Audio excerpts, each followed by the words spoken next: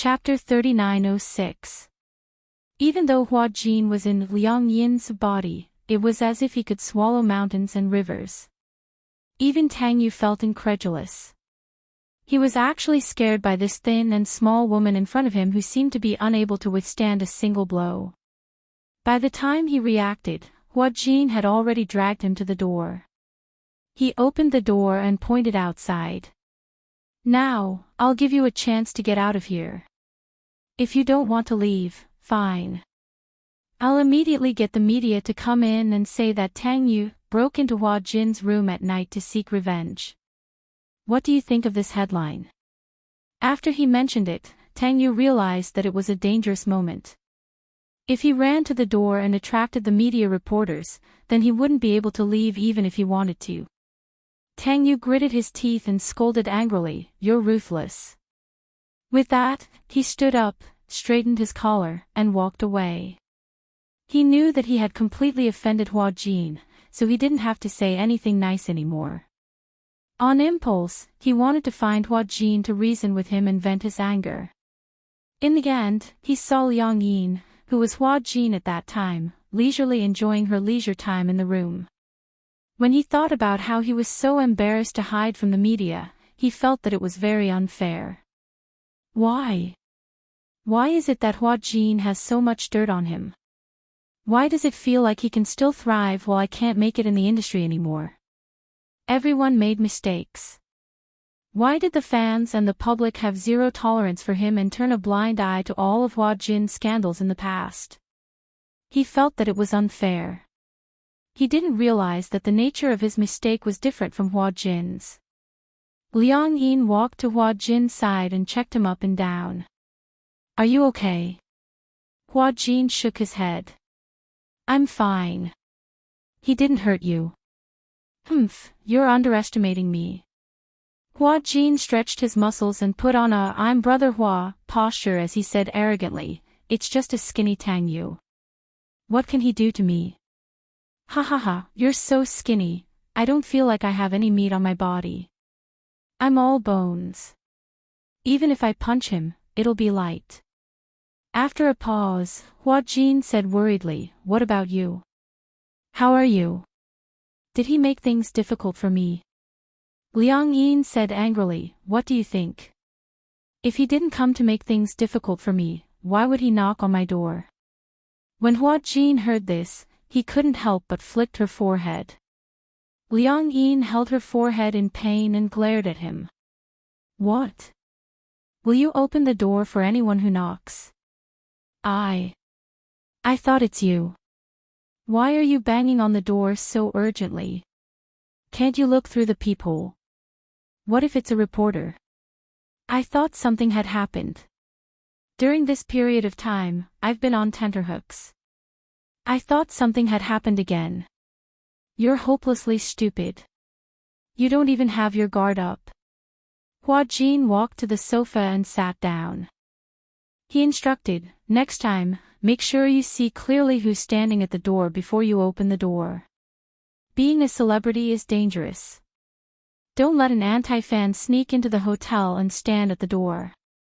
What if you don't see who it is and get splashed with sulfuric acid when you open the door?" Chapter 3907. That's because you know too little. Hua Jin continued, "Many anti-fans are very resourceful. Moreover, some of them are scumbags. They are all negative energy. Moreover, no one knows what ridiculous things they will do in the next second." Liang Yin was very curious when she heard this. "Looks like you've encountered anti-fans taking revenge on you before." "Of course." When Hua Jin mentioned it, he was actually a little proud. "After all, I've died once." "That's so exaggerated. What happened?" "I remember in the past, when I took part in a program, I met a fanatical fan backstage who claimed to be my loyal fan. She gave me a bouquet of flowers and a bottle of water. When I saw how enthusiastic she was, I didn't suspect anything and drank it in one gulp. When I drank it, I felt fine. But after a while, I felt that something was wrong. When Liang Yin heard this, she was so nervous that her heart clenched up. What happened? That person put superglue in the water. Superglue. Liang Yin's eyes widened. If that thing is mixed in the water, it's very deadly.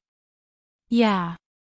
Hua Jin nodded and said, after that, I didn't think much of it. Because I would never have thought that someone would put superglue in a drink. When you drank it, didn't you feel that something was wrong? I just felt that the taste was a little off. There wasn't any sticky part of it like glue. It might have been diluted by something. Hua Jin continued, after that, I wanted to go back to the resting room. On the way back, I suddenly blacked out and fainted. After that, I don't know what happened. When I woke up, I was already in the emergency room. I was in a daze and was forced to vomit. Anyway, I was tortured until I was half dead before I managed to pull through. Hua Jin could no longer remember how painful it was in the resuscitation room back then. Everyone thought that he wouldn't be able to pull through.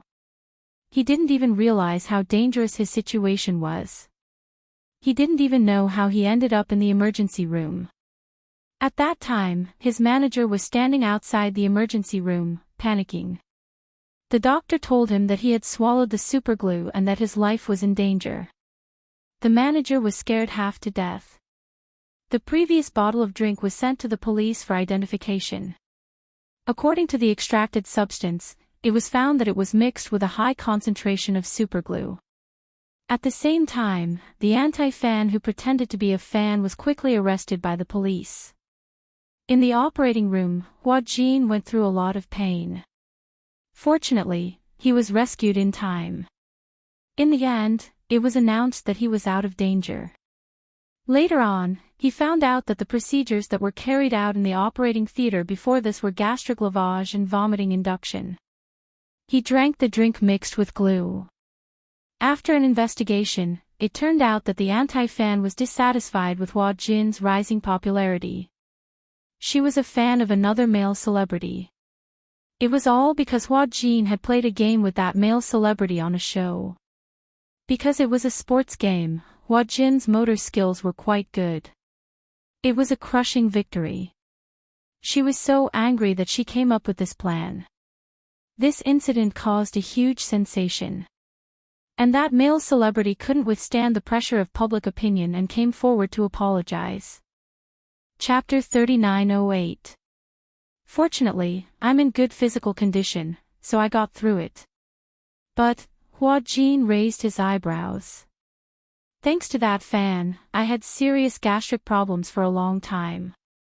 Even after recuperating for so long, my stomach is still very weak.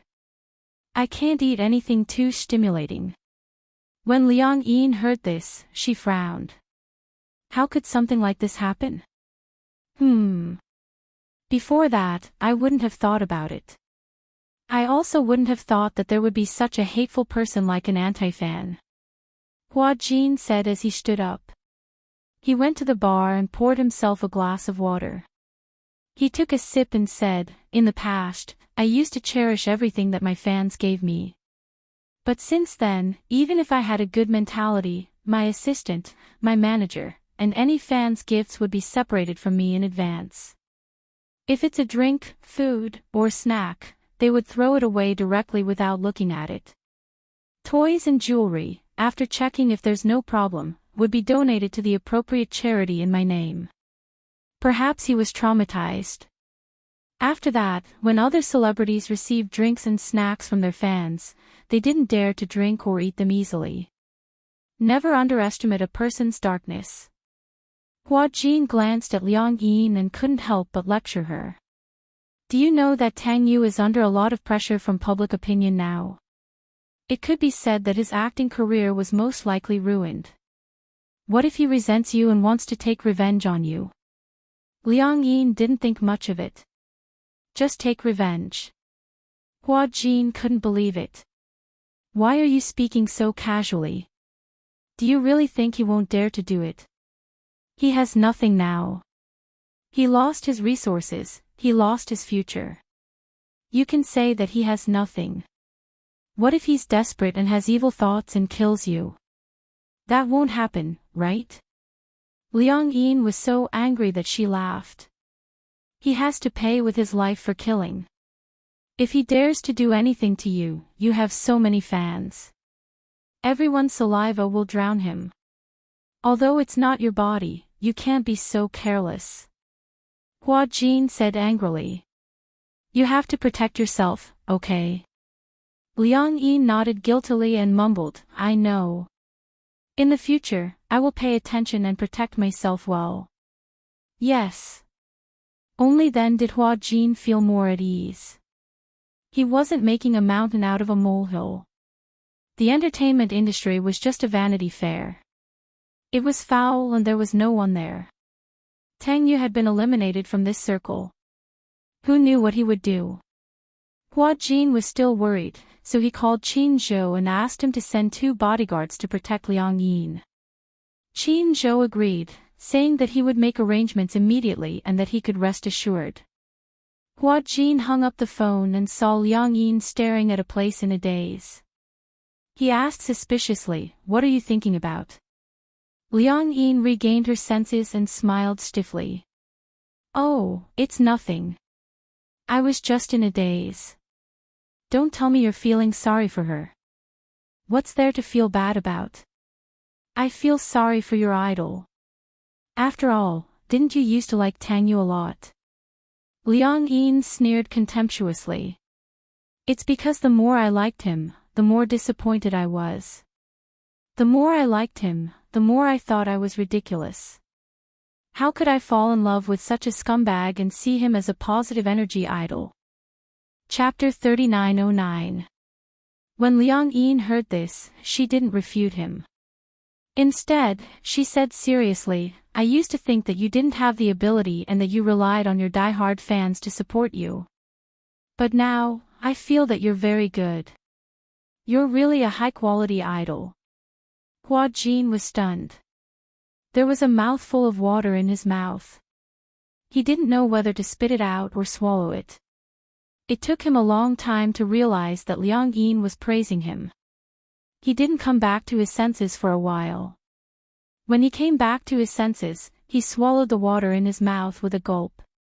He said exaggeratedly, You're actually praising me. He was just mocking himself. He didn't expect her to praise him so seriously. These are my heartfelt words. Liang Yin raised the corner of her lips in a mocking manner. Perhaps it's really hard for people to understand other people's situations. Not everyone can put themselves in their shoes. After I changed identities with you, only when I became a real celebrity did I understand how deep the waters of the entertainment industry are, how dirty people can be, and how difficult it is to be a celebrity. Seeing that Liang Yin looked serious, Hua Jin sighed. It's really not easy. It's very tiring. Yeah, I just feel like I'm tied up in very heavy chains. Sometimes, it really feels very difficult. Hua Jin said meaningfully, Heaven and earth are like a cage. No one is a body of shackles. When Liang Yin heard this, she didn't speak for a long time. After a long time, she smiled and said, Yeah, heaven and earth are like a cage. No one is not a body of heavy shackles. The two of them looked at each other.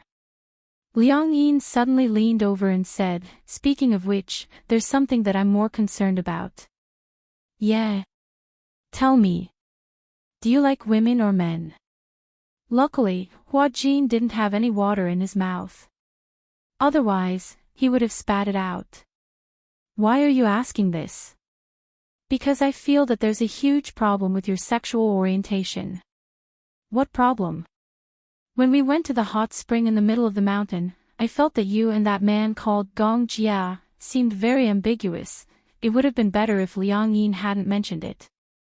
At the mention of the name Gong Jia, Hua Jin's face instantly turned red. What do you mean by ambiguous? What can I have with him? Hua Jin said angrily, Don't talk nonsense. I'm a straight man. Steel bars. When Liang Yin heard this, she burst out laughing. I can't tell.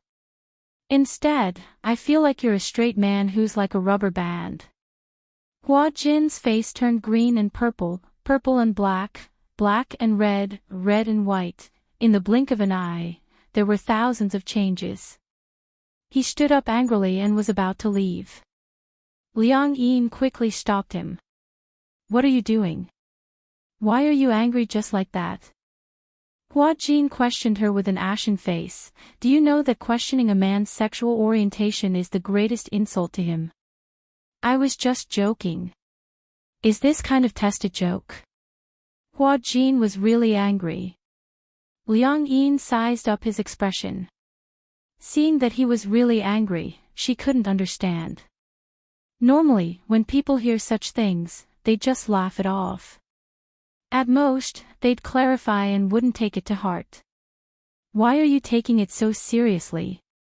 Liang Yin reminded him carefully. Why do I feel like you're trying to cover it up? Don't talk nonsense. Chapter 39:10. Liang Yin smiled and said calmly, "Aha. I didn't say that you like men. Maybe the person you like is a man." Hua Jin was taken aback. He actually fell into a daze because of this sentence. That's right. Why do I feel uneasy when I'm facing Gong Jie? He even felt uneasy and wanted to avoid it. Could it be? Hua Jin bit his knuckles. Could it be that he was really interested in Gong Jie subconsciously? No, no, no, this was Liang Yin's way of inducing him. Hua Jin jerked his head up and glanced at her. His gaze was like a torch. Liang Yin was stunned. What are you looking at? Hurry up and memorize the script. Liang Yin felt wronged. Memorize what script? Didn't the crew stop filming? Because of Tang Yu. It's not certain when they will resume filming. If they resume filming and you don't memorize your lines, it'll be too late even if you work all night. With that said, Hua Jin found the script and threw it in front of her. Fix the script first. Liang Yin said, oh. She reluctantly picked up the script and looked at it silently. Hua Jin left the room. Liang Yin buried her face in the script until she watched him leave. Only then did she breathe a sigh of relief. Hua Jin returned to his room and lay on the bed. He was so frustrated that he tossed and turned, but he couldn't fall asleep. He covered his face with the blanket. No, could it be that he had been single for too long? So he started to think about it and even started to doubt his sexual orientation. Qinzhou. In the coffee shop. Hua Jin stirred his coffee with empty eyes. Qinzhou, who was sitting opposite him, raised his eyebrows and glanced at him. What's wrong? Do you have feelings for men? Pfft, Qinzhou almost spat out the coffee in his mouth. He widened his eyes and snorted coldly. He said expressionlessly, my sexual orientation is normal. What's wrong? Did your sexual orientation change when you became a woman? Of course not. Hua Jin insisted, I like women. His repeated emphasis had aroused Qinzhou's suspicion. Why are you emphasizing it so much? You make it sound like you're brainwashing me. Some people are suspicious of my sexual orientation. Oh. Weren't there always people who were suspicious? The issue of Hua Jin's sexual orientation had always been a hot topic for the media. Many paparazzi suspected that Hua Jin was gay. Of course, this question had not been verified yet. What's the big deal about liking men? Qinzhou continued, in the industry, men like men and women like women. It's actually a common occurrence. There were also those who liked both men and women. That's the best for investors. In this circle, some investors were particularly playful. Not only did they have a lot of women, but they also had a lot of young men as their mistresses. In fact, a person's potential orientation was uncertain. Sometimes, when a man liked another man, it wasn't because he was gay. It was purely because the person he liked was a man. It won't be long before Tang Yu's dismissal from the crew is announced to the public. Qin Zhou took a sip of his coffee. You should urge Liang Yin to consolidate the script. The crew will probably resume filming soon. Then, Hua Jin asked tentatively, who will replace Tang Yu's role? Chapter 39:11. Just as Qin Zhou said, not long after, the announcement of Tang Yu's removal from the cast was posted online. Weibo and all major media outlets reported on the incident. Soon, the person who replaced Tang Yu's role was posted on a poster. However, because he was a newcomer who had just debuted, he was selected by the sponsors. Although he was a newcomer, to be selected by the sponsors, he must have a lot of connections. However, he wasn't famous and didn't receive much attention. Soon, the incident came to an end with Tang Yu and Sinhai terminating their contract. It seemed that Huan Yu and Sinhai had reached an agreement. Sinhai had promised Huan Yu a lot of benefits, so Huan Yu didn't pursue the matter. Without the media adding fuel to the fire, there were no more articles about it.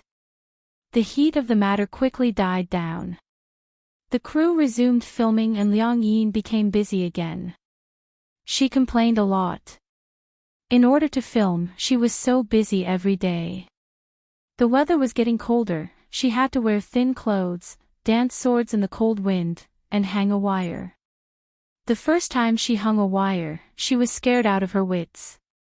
She was so scared that she almost lost half of her life. Hua Jin was also happy to be free.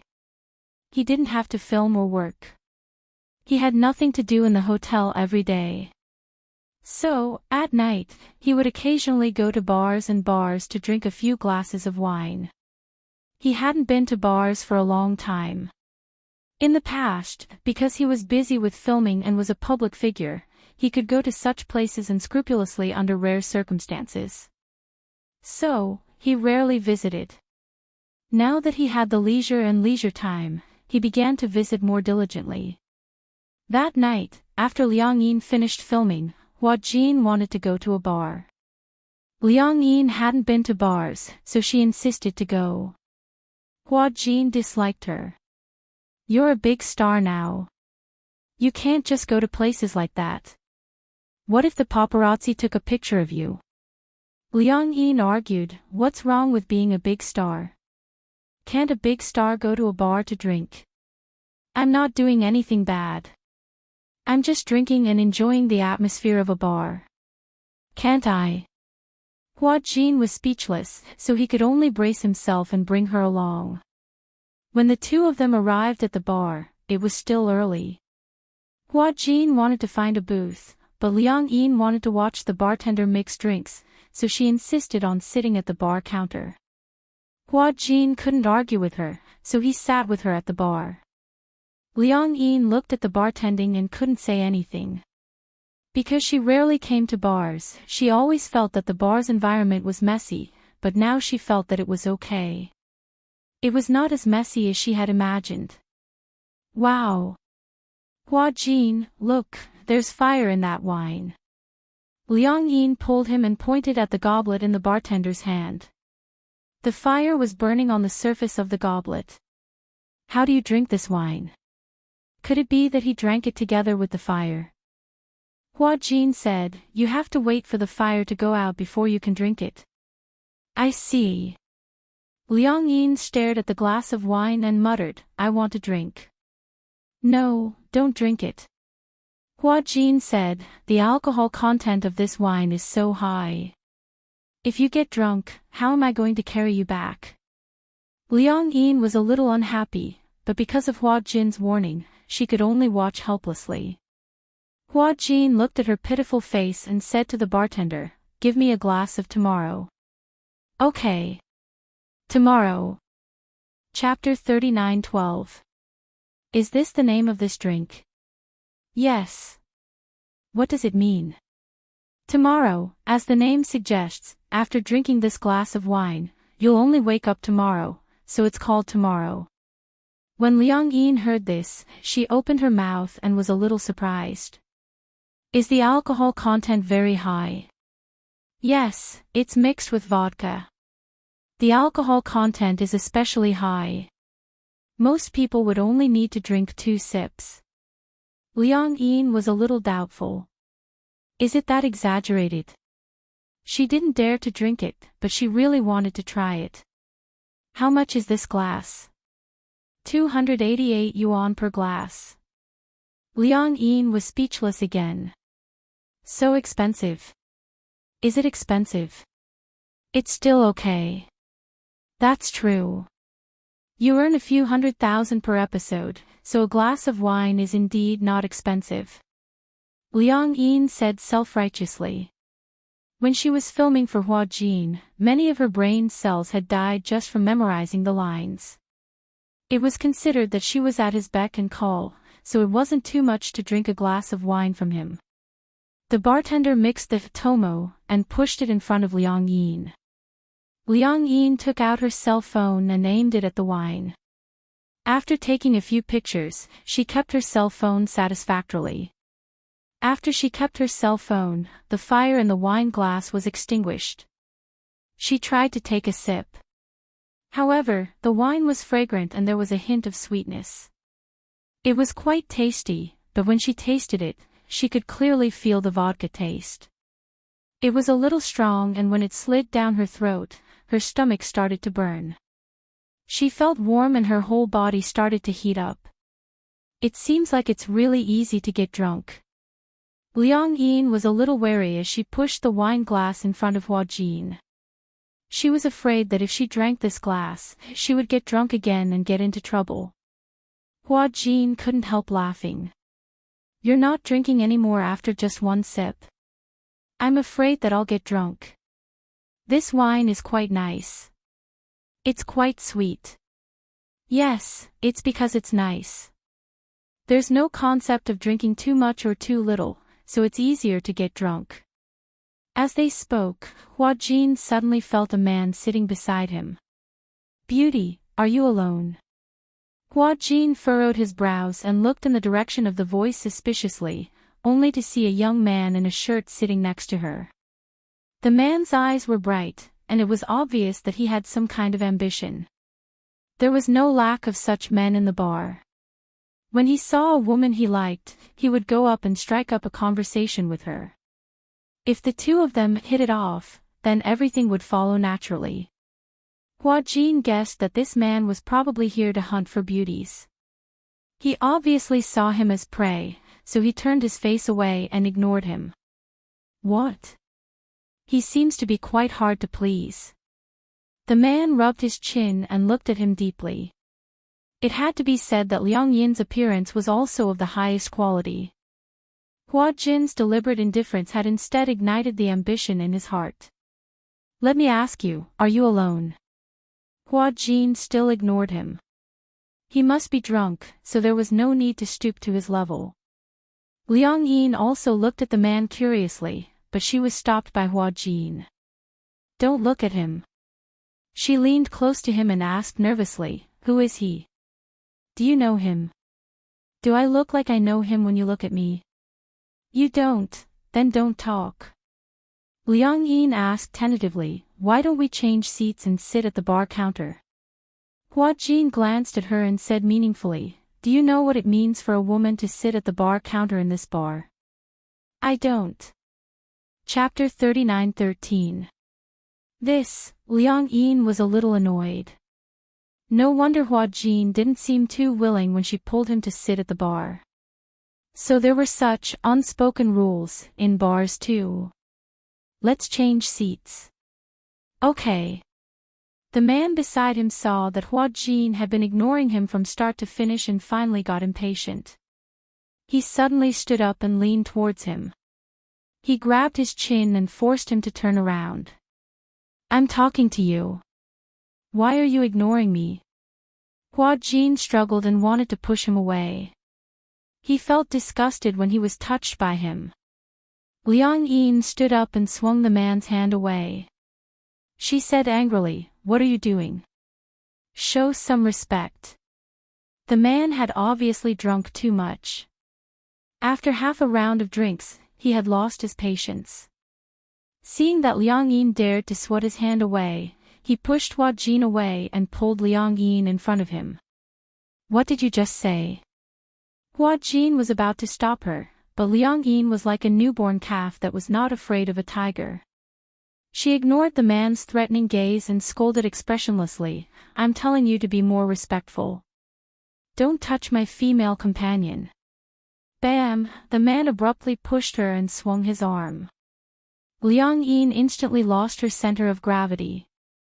Due to the inertia, she crashed into a bar chair at the side and fell harshly to the ground. She frowned in pain but did not make a sound. Anxiously, Hua Jin rushed over and tried to help her up in a fluster. The man walked over, held her hand, and pulled her to his side. "What are you doing?" Hua Jin struggled a little. "Let go of me." The man pinched his chin and looked at him carefully. He was satisfied. "She's quite pretty." After a pause, his contemptuous gaze fell on Liang Yin. "Is she your girl?" "Hee, then today, your girl is mine." "What?" Without waiting for Hua Jin to question him, the man immediately grabbed his face, pressed his mouth down, and kissed him fiercely. The smell of alcohol in his mouth blew onto his face. Hua Jin's entire body stiffened. Feeling the man's kiss, he felt extremely disgusted, as if he had been bitten by a dog. He used all his strength to push him away and forcefully wiped away the man's remaining warmth on his mouth. Disgusting. "Are you crazy?" Hua Jin resisted the urge to slap her and said angrily, "Don't touch me with your dirty hands. You have a bit of a temper." The man sneered, "But I like it. Women are like wine, the stronger the better." Liang Yin couldn't stand it anymore, especially when she saw the man kissing Hua Jin forcefully. She felt disgusted and immediately got up from the ground. She stepped forward and grabbed Hua Jin's hand. "Let's go. Don't talk nonsense with him." Hua Jin was still angry. However, he knew in his heart that he didn't know the man's identity. Now was not the time to confront him. There were too many people and they couldn't stay for long. If they attracted attention and were recognized, the loss would outweigh the gain. He didn't know if there were reporters in this bar. This bar was known as the entertainment industry's Hall of Fame. Some well-known directors, producers, and celebrities would patronize this bar because the owner of this bar was jointly owned by a few celebrities. It was a side business. Hence, most of the patrons were related to the entertainment industry. In this industry, it was better to suffer more grievances than to offend people. Chapter 39:14. Hua Jin was just about to pull Liang Yin away. Just as the two of them reached the entrance of the bar, they were stopped by a few men who appeared out of nowhere. Hua Jin glanced at them and subconsciously reached for the phone in his pocket. Immediately, a man strode forward and snatched the phone from his hand. Without even looking at it, he threw it on the ground and stomped on it a few times. "What, you want to call the police?" "Hee, let me tell you, our brother Hui is the least afraid of the police. Even the chief of the police station has to listen to his father's orders." The few men reeked of alcohol and must have drunk a lot. It would be fine if a drinker was drunk, but he was afraid that when he was half drunk, his mind was not clear and he was easily agitated. Hua Jin did not want to offend them, so he forced a smile. "Sorry. It's like this, he doesn't know any better and offended your big brother just now. I'm really sorry. How about this, I'll get her to apologize to all of you. It's getting late, we're planning to leave." Liang Yin also understood what Hua Jin meant.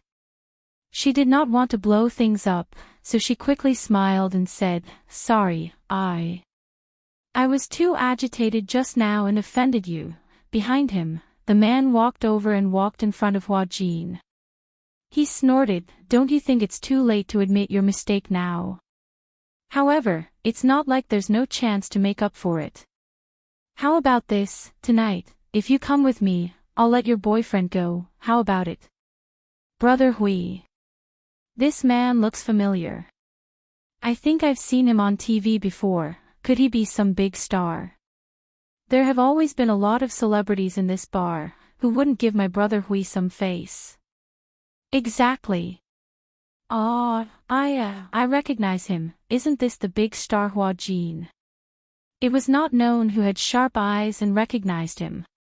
Before Liang Yin went out, she had carefully disguised herself. However, her extremely recognizable facial features still allowed people to recognize who the person in front of them was. Hua Jin, a big star. This is incredible. This woman should be his assistant. The man said coldly, your assistant will accompany me for one night. As for the rest, we'll write it off. How about that? Liang Yin said firmly, no. Hua Jin pulled Liang Yin back and gave her a look. You go back first. He frowned and mouthed, go back and look for Qin Zhou. Liang Yin immediately understood, but before she could react, she was pushed out of the door by Hua Jin. Flower, you go back first. Hua Jin maintained his composure and smiled at her. I'll be back later. As he spoke, he winked at Liang Yin, hinting for her to quickly find Qin Zhou to save the day. Liang Yin did not dare to delay. She quickly turned around and left. She had never encountered such a situation before, so she was so nervous that her whole body was trembling. She rushed to the intersection and hurriedly hailed a taxi. However, just as she got into the car, she realized that she did not have any money on her. The driver did not recognize her and asked, where are you going? To the film studio first, okay. The driver hit the meter and the car sped in the direction of the film studio. Liang Yin's hand trembled as she took out her phone. She had specially saved Qin Zhou's number in her phone. She hesitated for a few seconds and immediately dialed. Do. Chapter 39:15. Hello. Qin Zhou's sleepy voice came from the other end of the line. He had a lot of free time recently. After settling Hua Jin's matter, he had given himself a long holiday. Hence, he slept earlier than usual. Qin Zhou. Liang Yin called out anxiously, Qin Zhou, something bad has happened. Qin Zhou was in a daze. He couldn't tell if it was Hua Jin or Liang Yin who was calling him. He snorted and asked, what's the matter? Hua Jin. Hua Jin has been detained. What's the matter? Qin Zhou muttered unhappily, what's the matter? Tell me directly. Liang Yin kept her composure and told him what had happened in a concise and comprehensive manner. Qin Zhou ruffled his hair in frustration, but his voice was calm. Wait for me at the bar. I'll come over right away. I didn't bring any money with me, Liang Yin muttered weakly. The taxi driver heard this and raised his eyebrows. He was alarmed. You didn't bring any money to take a taxi. Someone will pay for my ride. On the other end of the line, Qin Zhou heard this and said, nonsense. Take a taxi and come to my place first. Ming City Apartments. I'll wait for you downstairs. Okay. After Liang Yin gave him the address, the driver grumbled a few times before heading to the apartment in Ming City. When the car arrived at Ming City Apartments, Qin Zhou opened the door and got into the car. After getting into the car, Qin Zhou told the driver the address without hesitation. Suhi Bar. What? Take a detour. The driver was gloomy. Are you kidding me? Qin Zhou narrowed his eyes and glared at him unhappily. I'll lodge a complaint if you continue to nag. The driver didn't say anything else. He made a U-turn and drove straight to the bar. Liang Yin sat beside him and glanced at him cautiously. She saw that Qin Zhou had changed into his usual attire. However, his hair was a little messy, perhaps because he had just gotten out of bed. There was a faint mint fragrance on his body. I don't know where it came from. Qin Zhou realized that Liang Yin was secretly sizing him up. He turned back to look at her and couldn't help but reach out to pinch her face. All of you are messing around. Instead of sleeping in the middle of the night and memorizing the script, you went to a bar to play. You really have a lot of free time. For some reason, Liang Yin was instinctively afraid of Qin Zhou. Even though Qin Zhou was young, Hua Jin's manager and had a handsome face, Tang Ning never dared to look him in the eye. Perhaps it was because he had the aura of a dignified leader with an intimidating presence. It's boring to memorize a script, you can hang out in bars if you're bored. Qin Zhou snorted. The bar is such a messy place. It's fine if Hua Jin goes alone to mess around, but if you go with him, I'll have to clean up the mess for you. Liang Yin bit her lip guiltily. Who detained Hua Jin? Liang Yin hesitated for a long time, but she couldn't come up with a reason. She just said, I don't know either. I don't expect you to know either. Qin Zhou sighed helplessly and took out a cigarette from his cigarette box. He put it in his mouth and lit it up. The mint-flavored scent of the cigarette filled the car. The driver said, you can't smoke in the car. Qin Zhou said, just drive. Don't be a busybody. The driver replied. Oh. Chapter 39:16. After the car arrived at the bar, Qin Zhou casually threw out $200 bills and got out of the car with Liang Yin by her collar. In that instant, Liang Yin felt as if she, who was 1.8 meters tall, was like a little bunny next to Qin Zhou. She said weakly, don't carry me. I can walk on my own. Oh. I thought your legs had turned to jelly from the fright. My legs didn't turn to jelly. Then why were you shaking in the car just now? Liang Yin held it in for a long time. It was cold. Qin Zhou glanced at her, puzzled. Suddenly, he smiled, revealing his snow-white teeth. Liang Yin looked at him and asked curiously, are you the only one here? If not, how many people do you need? They have a lot of people. Won't you get bullied if you're alone? Qin Zhou snorted softly. All right, since you're so timid, just wait for me at the entrance of the bar. Don't move. No, I want to go in with you. Liang Yin was also worried about Hua Jin. Seeing that she said so, Qin Zhou didn't say anything, which was a tacit agreement. The two of them walked into the bar one after the other. In the afternoon, the music was loud and boisterous. Qin Zhou walked through the unrestrained crowd to the beat of the music. He walked all the way to the bar counter and said to the bartender, call your manager out. The bartender didn't even look at him. He thought that Qin Zhou was drunk and was here to pick a fight. Without looking up, he said, the manager isn't here. Qin Zhou didn't say anything. He picked up an empty bottle beside him and smashed it on the bar counter. The broken bottle scattered everywhere. The people around all stood up in shock and looked at Qin Zhou in horror. Not far away, the manager who was patrolling the bar heard the commotion and hurried over. At the same time, the bartender saw that Qin Zhou was openly smashing the bar and said angrily, what are you doing? Picking a fight. Do you know whose bar this is? What's going on? The manager hurried over. When he saw Qin Zhou, he recognized him immediately and greeted him politely. Brother Qin, why are you here? Qin Zhou's reputation in the entertainment industry was like thunder. If the manager couldn't even recognize Qin Zhou, he definitely wouldn't be able to get to this position. When the bartender saw the manager nodding and bowing to this man, he was stunned and guiltily put his hands behind his back. Qin Zhou glanced at the bartender and then at the manager. Am I seeing a ghost? Didn't you say that the manager isn't here? The manager glared at the bartender and scoffed, this is not a place for you to act rashly. Hurry up and get lost. Don't come to work tomorrow. Manager, cut the crap and scram.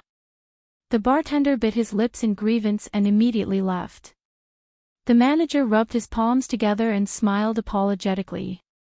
Brother Chin, it's so late. Are you here for a drink? You haven't been here often recently. You must be busy, right? Don't talk nonsense with me. Chin Zhou said coldly, my artist's assistant was detained by the customers of your bar. Do you remember this? I think. I can't remember, Chin Zhou asked slowly, you have no recollection of it at all. Even though he didn't show it on his face, his voice seemed to carry some dissatisfaction. Chapter 39:17. You know, with our status, how can we afford to offend those young masters? Most of them just turn a blind eye to it. I'm not sure. In this bar, those young masters often came to hunt for women and sometimes cause trouble. As the manager, he did not dare to offend them. He knew about this, but because it was only a celebrity assistant who was detained, it was not a big deal. In this line of work, even an assistant could not escape the unspoken rules. But anyone who stepped into this line of work had a strong background, and others usually did not dare to touch them. Moreover, it was just an assistant. It was not worth it to ruin the relationship with those young masters for an assistant. Chin Zhou gradually lost his patience. When people cause trouble, you're afraid of hurting the relationship, so you turn a blind eye to it. So, as the manager, you don't care if I cause trouble? The manager said. Brother Chin, don't, even if I ruin this place, your masters might not dare to pursue it. But your position as the manager is not stable. How about this? The manager could not stand the scare and quickly said with a smile, I'll go and find out for you the background of those young masters who detained your people. How about this? Okay. Don't worry, as long as it's your people, we'll protect them well. Even if we can't protect them, we'll call you immediately if anything happens. I don't have much time. Hurry. Okay, right away.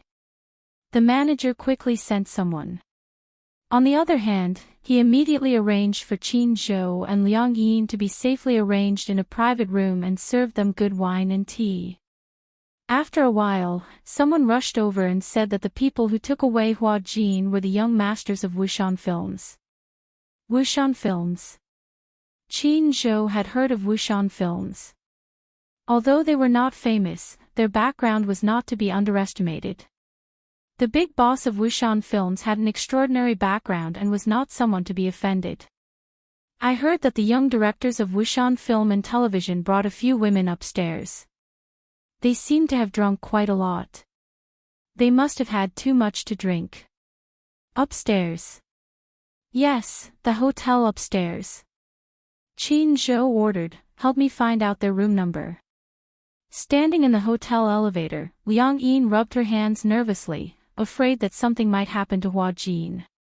He was alone and weak. He didn't know how he would be bullied. Chin Zhou, on the other hand, appeared very calm. Liang Yin asked curiously, aren't you worried about Hua Jin? What's the use of worrying? He's an adult now. Since he offended someone, he should be taught a lesson. Liang Yin said weakly, actually, I offended someone this time. Hua Jin went with them to protect me. That's not a reason. Since you're already an adult, it's not your first time entering such a place.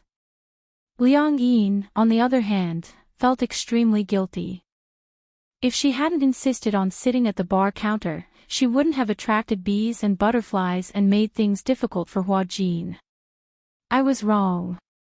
Liang Yin looked apologetic. Chin Zhou snorted. Go back and write a 5,000-word self-criticism letter.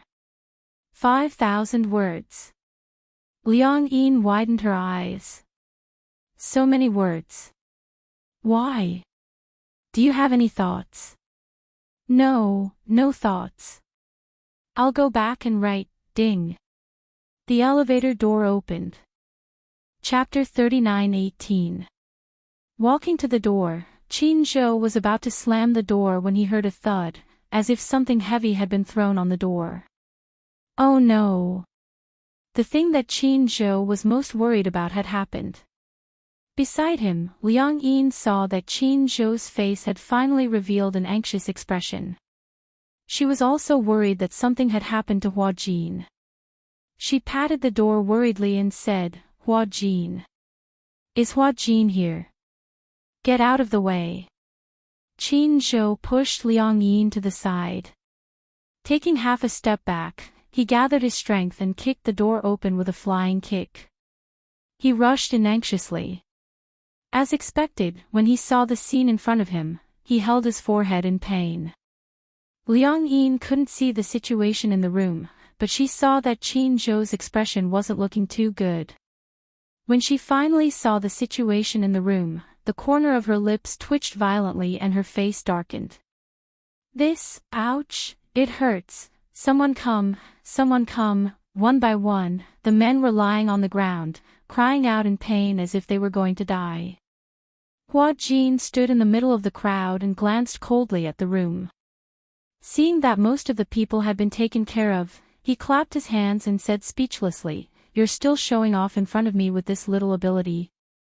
Qin Zhou cleared his throat and frowned as he said, "Hua Jin." Hua Jin turned around and was shocked to see that it was Qin Zhou. "Qin. Boss." Qin Zhou walked over and raised his hand to give him a knock on the head.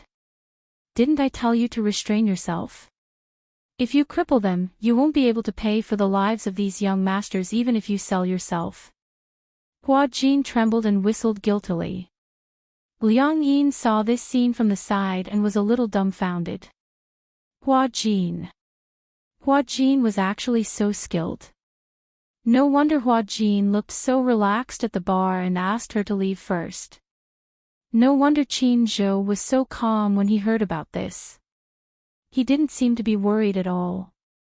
He was very calm. No wonder Qin Zhou was so nervous when he heard the commotion in the room. It wasn't because he was worried that something bad had happened to Hua Jin. Instead, he was worried that Hua Jin would cripple the others. I can't tell. The seemingly weak Hua Jin actually had such a valiant side to him. Liang Yin looked around in a daze and mumbled, "Hua Jin, are you always so tough?" I've filmed historical dramas before, so I can be considered half a martial artist. These weaklings are more than enough. Hua Jin also felt a little guilty. He complained to Qin Zhou, don't you know that this group of beasts? They actually wanted to do something to me. How could I let them succeed? I struggled and resisted, but they wanted to use force. I had no choice but to take action. Qin Zhou rolled his eyes at him. Didn't I tell you to keep your distance? Of course I did. Hua Jin retorted, I kept my distance. Don't worry, they definitely won't break their arms or legs, nor will they be injured. It's just some flesh wounds at most. There's nothing else. Oh. Qin Zhou snorted coldly. Damn it, I'm the one who has to clean up the mess for you. Hua Jin pretended to be pitiful and said, what can you do? You can't just stand by and watch me get molested by them, right? Liang Yin asked curiously, how did they treat you just now? They wanted to do that to me. Hua Jin clenched his fists angrily. They wanted to rape me. Chapter 39:19. When Liang Yin heard this, her anger rose. She ignored Qin Zhou's strange look and walked over to the men who were rolling around on the ground in pain. She gave them a few more kicks. Hua Jin rushed over to pull her back. Okay, I've already taught them a lesson. Don't add more. These bastards. You actually want to use force on a girl who doesn't have the strength to truss a chicken. Liang Yin stomped on them angrily. Hua Jin and Qin Zhou watched silently from the side for a long time. Almost in unison, they asked, are you really so weak? On the way back to the hotel, Qin Zhou started to lay down 3 rules with Hua Jin. Number 1, you're not allowed to stay out at night. Okay. Number 2, you're not allowed to go to nightclubs, bars, pubs, dance halls and other public places for entertainment. Got it. Number 3, you're not allowed to do this again. If it happens again, I'll deduct your year-end bonus. Ah. Hua Jin clung onto Qin Zhou's arm, feeling wronged. Don't, Boss Qin. I'm the victim here. I'm only doing this to protect myself. It's not a crime to defend oneself. Humph. Why don't you take a look at your status? It's the middle of the night and you're not resting in the hotel. Hua Jin, you're really something. Ha. Qin Zhou replied with an and glared at her. Hua Jin gulped nervously and mumbled timidly, it won't happen again. Liang Yin watched from the side and was quite frightened by Qin Zhou's aura. This man seemed to be very scary. Qin Zhou turned around slowly and took a look at Liang Yin. He smiled gently, but there was an obvious coldness in his eyes. You'll stay in the hotel obediently from now on. Don't run around and memorize the script, okay? Liang Yin trembled and nodded obediently. Qin Zhou smiled and raised his hand to rub her head gently as if he was petting an obedient baby. Good girl. Good girl, good girl, she didn't know why, but when he touched her head, his movements were especially gentle and tender. Liang Yin's face inexplicably became hot, and her heart beat rapidly. She actually fell into this gentle gesture. She bit her lips and secretly looked at Qin Zhou from time to time. She felt that Qin Zhou was a reliable man. Although he gave people the impression that he was a little black-bellied, with him around, she felt an endless sense of security. No matter how big the problem was, she wouldn't feel afraid. She always felt that he was there to shoulder it, and she wasn't afraid at all. Ah, her maiden heart. Immersed, intoxicated, Hua Jin looked at Liang Yin, then at Qin Zhou. He furrowed his eyebrows, feeling. Liang Yin looked at Qin Zhou strangely. After returning to the hotel, Liang Yin returned to the sofa. She was still immersed in Qin Zhou's gentle gaze. The girl's heart was thumping. Hua Jin stood by the side with his arms crossed, looking at her coldly. Suddenly, he reminded her kindly, Qin Zhou has the same gentle gaze when he touches the puppy. Liang Yin reacted belatedly. She turned around and glanced at him. Are you talking to me? Aha. Hua Jin sat down opposite her. They were separated by a coffee table. He looked at her and said, Liang Yin, don't tell me you've taken a fancy to Qin Zhou. Who? Who said I've taken a fancy to him? Chapter 39:20. That's nonsense. Hua Jin snorted. With Qin Zhou's looks, it's not difficult for him to enter the entertainment industry. When he was young, he was also a young hunk. Young. Liang Yin caught this word and asked suspiciously, is he very old now? He should be in his 30s. 30s. Liang Yin was a little surprised. He looks about your age. That's because he's good at maintaining his looks. You don't know, but the skincare products at home are better than those of many female celebrities. In the past, when we were filming a show together, he would sit in front of the mirror every night before he went to bed. Practice. Aha, the eternal youth beauty technique. After bathing, he would apply it on his face. How can he not look young? Moreover, his facial features are younger. No matter how old he is, his face will still look the same. Liang Yin didn't quite understand what he was saying. She was not particular about maintaining her looks, so she was a little confused. Has he been in love before? Yes. Liang Yin was a little surprised. I thought he hasn't been in love before. Do you think he's an old virgin? How is that possible? For a man like him, there are plenty of women lining up for him. As long as he wants to, it's not an exaggeration to change a woman every day. Liang Yin was speechless again. She commented objectively, the rich circle is really messy. She had always thought that Qin Zhou was an old cadre who had never been in a relationship before. He was an ascetic man who had never fallen in love before. She did not expect that Qin Zhou had been in love before. But thinking about it, it made sense. After all, it was impossible for a man in his 30s not to have been in love before. Why? You're asking about him. Don't tell me you're really interested in him. Liang Yin denied flatly, don't think too much. I'm not thinking too much. Your face is too red. What do you mean? Liang Yin touched her face instinctively and glared at Hua Jin. Hua Jin crossed his arms calmly and gave her a meaningful look. Somehow, he felt that there was something fishy about this girl. Mr. Qin, I respect you as a person of character and have always given your artist's face. But, look at what your employees have done. In the office. Qin Zhou silently looked at the young man sitting on the sofa with half of his face swollen and shouting at him. The person in front of him was the son of Wushan Film and Television, Su Yue. Last night, he was beaten up by Hua Jin and even lost 2 of his teeth. It had to be said that Liang Yin's appearance was top-notch. In addition, Hua Jin had the habit of keeping a mistress at night. He always dragged Liang Yin to do skincare with him. Hua Jin's skincare products were all provided by advertisers. They were the best. Thus, in just a few days, Liang Yin's skin had been nourished to the point where it could be broken by blowing on it. Her skin had become supple and smooth. Even without makeup, she was still exceptionally beautiful.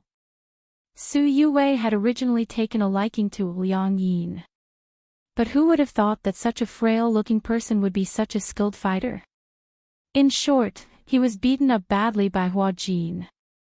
Yesterday, after Hua Jin and Liang Yin left with Qin Zhou, Su Yue and his buddies were sent to the hospital by the hotel's manager.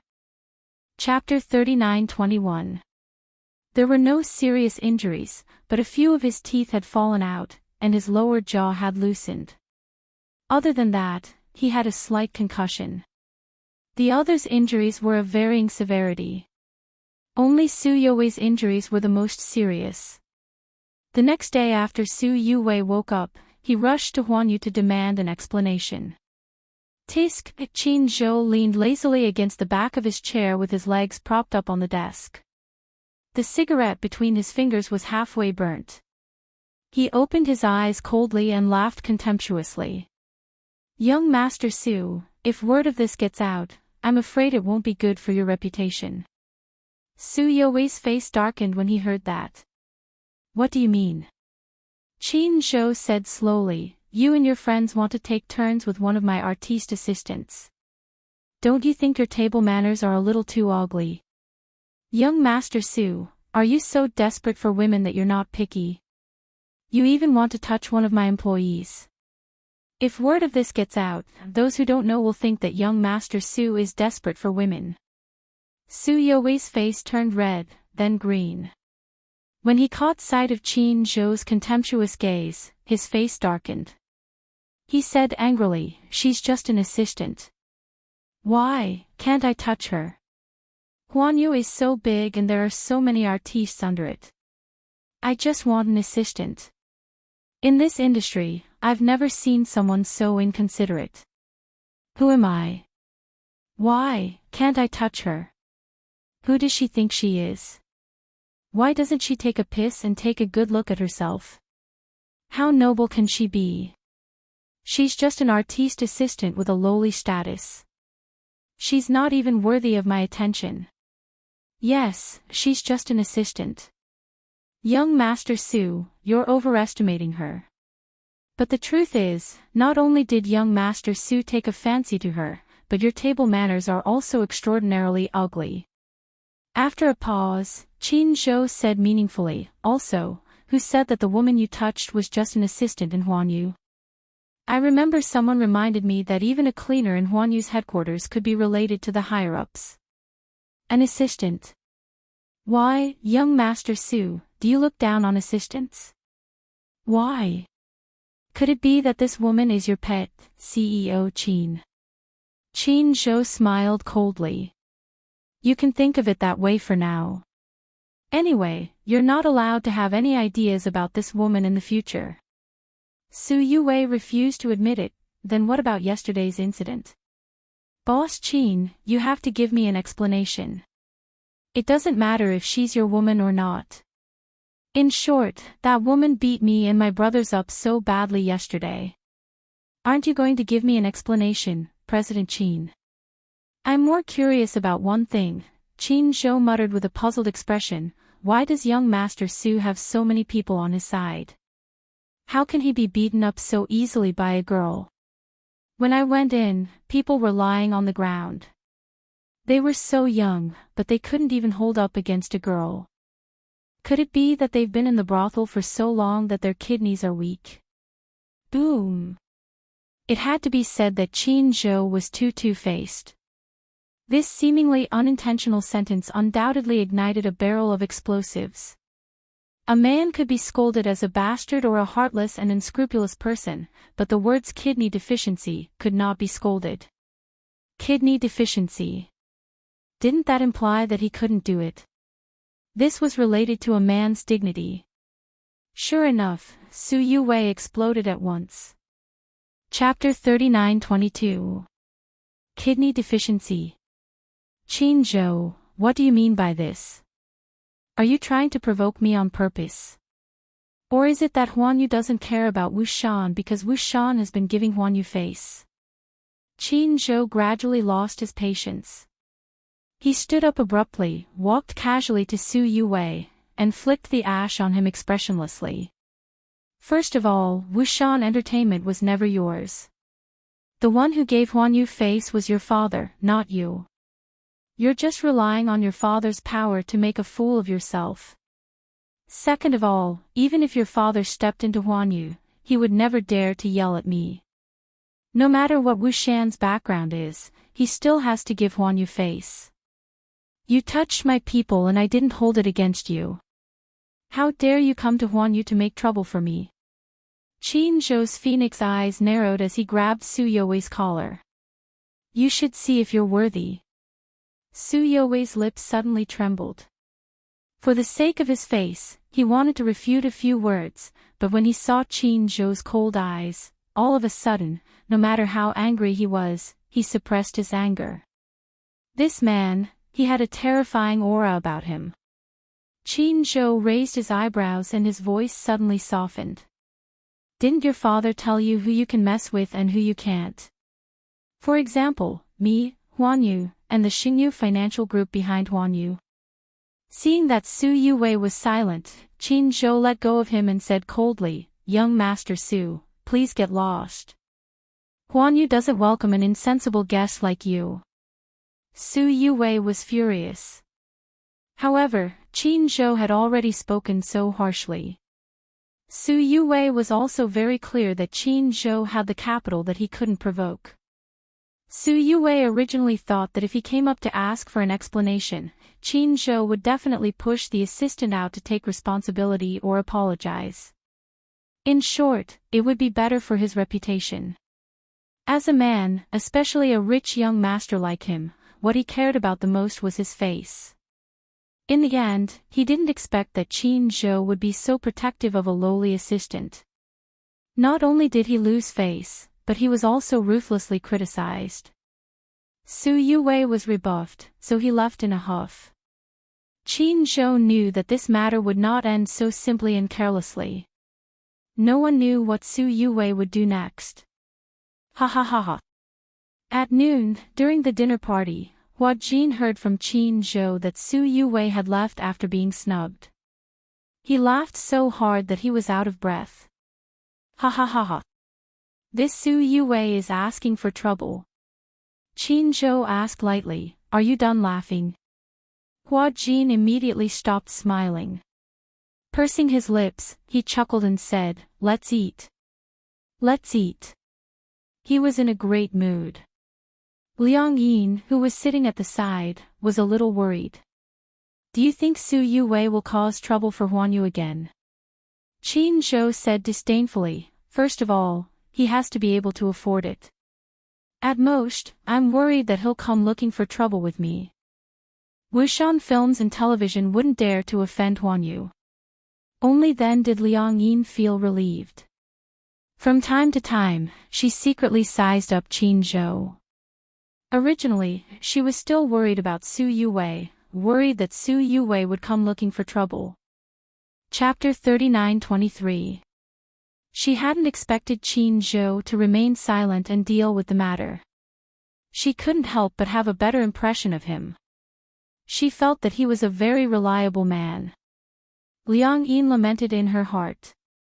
When they returned to the hotel, Hua Jin turned around to find Liang Yin following him like a shadow. She blinked her eyes with a conflicted look on her face, as if she was contemplating something. Hua Jin was a little suspicious and asked, "What are you thinking about? Look at your face, why does it look so serious?" "Hua Jin, can I ask you a secret question?" "Okay, ask away." Hua Jin didn't wait for Liang Yin to speak and went straight to the point. "You must want to ask about Qin Zhou, right?" Liang Yin felt a little guilty and said unhappily, "Can you read minds?" "Why? Are you really interested in him?" Liang Yin blushed when she heard this and said awkwardly, "I just want to ask, what type of girl does Qin Zhou like?" "Not someone like you." Liang Yin was a little suspicious and said unwillingly, "How do you know that it's not someone like me?" "Why, are you really interested in him?" I didn't say that I was interested in him." Liang Yin pretended to be calm and said, "I'm just curious. Why doesn't he have a girlfriend even though he's already in his 30s? Is he picky about his girlfriend?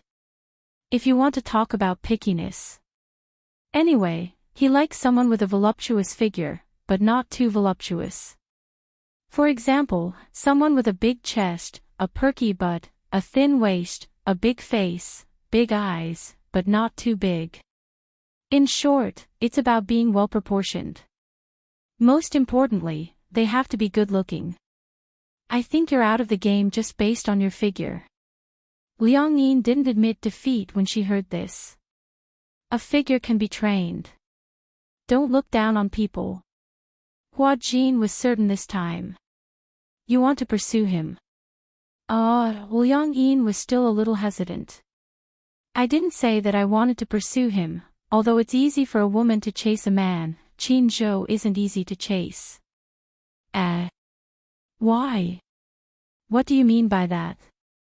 "He doesn't like to be passive, he likes to take the initiative. A strategist like him was used to taking the initiative in everything. He never liked to be passive. On the contrary, he doesn't like the feeling of being chased by women." "You don't like being chased by women?" "In short, any woman he doesn't like is basically hopeless." As Hua Jin spoke, he patted Liang Yin's head sympathetically. "Don't think about him anymore. It's impossible between you and him. Furthermore," he paused and emphasized, "now, you're using my body. You want to use my body to chase after men. Have you asked for my opinion? Didn't you also use my body to seduce men? Have you asked for my opinion?" Liang Yin retorted, not to be outdone. "What? What do you mean I used your body to seduce men?" Hua Jin was so angry that his face turned green. "Did I use your body to attract bees and butterflies? Why not? Who was the one who caused Su Youwei's incident yesterday?" When Hua Jin heard this, he was filled with anger. If this girl hadn't insisted on sitting at the bar counter, would this have happened to him? Also, Gong Jia. Hua Jin was a little confused. Chapter 39-24. Liang Yin got angry at the mention of this. She said angrily, "Don't think that I don't know that during those few days at the Mid-Mountain Hotel, you were sharing a bed with that man called Gong Jia. Did you ask for my opinion? How can that be called sharing a bed? Did you sleep on the same bed? Did you cover each other with a blanket? Although we shared a bed, each of us had a blanket. That's still called sharing a bed. Hua Jin was at a loss for words. You used my body to share a bed, so why can't I use your body to flirt with other men? Ha! Hua Jin looked as if he had heard the funniest joke in the world. If you use my body to flirt with other men, the prerequisite is that Qin Zhou must like men. If he doesn't like men, even if you strip naked and stand in front of him, he won't even look at you. He'll be indifferent the whole time. Liang Yin blushed as she glared at him. Suddenly, she smirked and asked meaningfully, who said that I'm going to flirt with Qin Zhou? Hua Jin was stunned for a moment. What else? Although Qin Zhou likes women and there's nothing you can do about it, there are also many men who like you. Hey, Hua Jin, have you ever imagined that there would be a day where your body would be pressed down by another man? Hua Jin's eyes widened when he heard this. However, he pretended to be calm and said, you're just saying it. I don't think you'd dare to do it. Who says that I don't dare to do it? Liang Yin rubbed her chin and smiled. I feel that Gong Jia is quite interested in you. How about I go and flirt with him? Hua Jin suddenly became nervous. You dare? You'll see if I dare to. Anyway, my sexual orientation is very normal. That Gong Jia looks very handsome, so it's not that difficult to do it. Anyway, I won't lose out if I use your body to flirt with him. You. Hua Jin was furious for a moment, but he immediately calmed down. If you dare, why don't you show me your extraordinary courage? With that, he proudly turned his face away and walked into the room. When Liang Yin saw Hua Jin enter his room, she turned around and returned to her own room. For the next 2 days, neither of them spoke. Actually, neither of them had done anything. However, Hua Jin's teasing tone made Liang Yin feel indignant. Liang Yin threatened Hua Jin, but Hua Jin didn't care. 2 days later, Liang Yin received a call from Yun Shishir, saying that she was going back to the Mu family for dinner. She didn't mention it to Hua Jin and took a taxi back to Mu Jia. Coincidentally, Gong Jia was also there. When Liang Yin saw that Gong Jia was there, she suddenly thought of a perfect plan. When Gong Jia saw Liang Yin, he narrowed his eyes suspiciously. When he saw that Yun Shishir wasn't looking in his direction, he went closer to Liang Yin and asked tentatively, Liang Yin?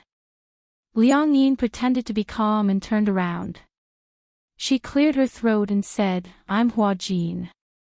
Gong Jia asked, You're back. There was a look of surprise in his eyes. However, when he thought about it, it made sense. If it was that woman, she wouldn't have gone back to the Mu family alone. Wasn't she afraid that she would be exposed? When did you change your identity? Liang Yin casually made up a story. 3 days ago. Gong Jia didn't suspect anything when he heard it. Liang Yin twitched a few times before she finally mustered up her courage and said to Gong Jia, I have a secret that I want to tell you. Chapter 39-25. Liang Yin glanced at him and finally made up her mind. She drew a seductive smile and leaned closer to him. Her breath smelled like orchids. I think I've fallen in love with you. Gong Jia was speechless. Liang Yin tugged at the corner of his shirt and imitated Hua Jin's tone. She pretended to sound him out. Don't you have feelings for me? Gong Jia narrowed his eyes. So you have an abnormal sexual orientation? Is liking men called having an abnormal sexual orientation? Liang Yin said seriously, in the past, I couldn't accept the fact that I liked men. But now, I've thought it through. Actually, I don't like all men. It's just that the person I like is of the same gender as me. Gong Jia narrowed his almond-shaped eyes. This Hua Jin, could it be that he was a masochist? Did he like him? Did he like being abused by him? Or was he messing with him? Gong Jia was getting impatient. What kind of trick are you trying to pull? I'm not trying to pull any tricks. I really have feelings for you. As Liang Yin spoke, she slowly inched closer to him. Don't tell me you don't have feelings for me. Gong Jia grabbed her chin and said coldly, if you dare to make fun of me again, I won't let you off. Liang Yin wasn't afraid of his gaze at all. Instead, she squinted her eyes and smiled. She mustered her courage, tiptoed slightly and pecked his chin lightly. This time, Gong Jia was even more stunned. He scrutinized Liang Yin in disbelief. The confusion in his eyes deepened. Today, I kissed that man. At night, in the hotel room, Hua Jin was helping Liang Yin to mark up her script. He was flipping through the script and eating strawberries with relish when he suddenly said this. At first, Hua Jin didn't react. He blinked and asked, what do you mean? That. Gong Jia. Today, I went back to the Mu family for dinner and confessed to him. Cough cough cough. Hua Jin was stunned for a long time before he suddenly coughed violently. He stood up in shock and stared at her with wide eyes. He said in disbelief, confess. What is the meaning of this? Actually, it's not really a confession. Liang Yin pouted and explained, actually, I was just saying that I'm interested in him. Ha, I'm just kidding. Hearing that it was a joke, Hua Jin frowned. Thinking that Liang Yin wouldn't dare to mess around, he nervously sat back on the sofa. In the future, don't make such jokes, okay? With Gong Jia's personality, he will definitely take it seriously. Liang Yin pretended to be surprised. How did you know? Hua Jin. What was that supposed to mean? Liang Yin giggled. He really took it seriously and thought that you were interested in him. Hua Jin. Liang Yin looked at Hua Jin sitting on the sofa with a petrified look on his face. She was secretly amused. He deserved it. Who asked him to be so mean to her? Liang Yin had long realized that Hua Jin had an inexplicable fear of Gong Jia. However, this fear wasn't the traditional kind of fear. There was an inexplicable desire to escape. She also knew that Gong Jia was a little special to Hua Jin. Since he had always been mean to her, she didn't mind using a little trick to get back at him. Chapter 39-26. Since he had been speaking ill of her, she didn't mind using a little trick to get back at him. After more than 10 seconds, Hua Jin suddenly stood up, walked to the bar counter in the room, and started rummaging through the cabinets to look for something. Seeing him busy, Liang Yin asked curiously, what's wrong? Looking for something. Ha! What are you looking for? Looking for. Hua Jin turned around, and a fruit knife suddenly appeared in his hand. The chill almost blinded her eyes. Liang Yin's face was filled with horror. What are you doing? Since you've ruined my innocence and reputation, I'll fight it out with you. Hua Jin held the knife and walked towards Liang Yin. Liang Yin curled up into a ball and immediately said, Hey! I'm using your body now. Even if you want to die, you can't stab yourself. Hearing this, Hua Jin felt that it made sense. Hence, he rolled up his sleeves and gestured at his wrist, and raised the fruit knife high. Ah! Liang Yin panicked and immediately rushed up to grab his wrist, trembling in fear.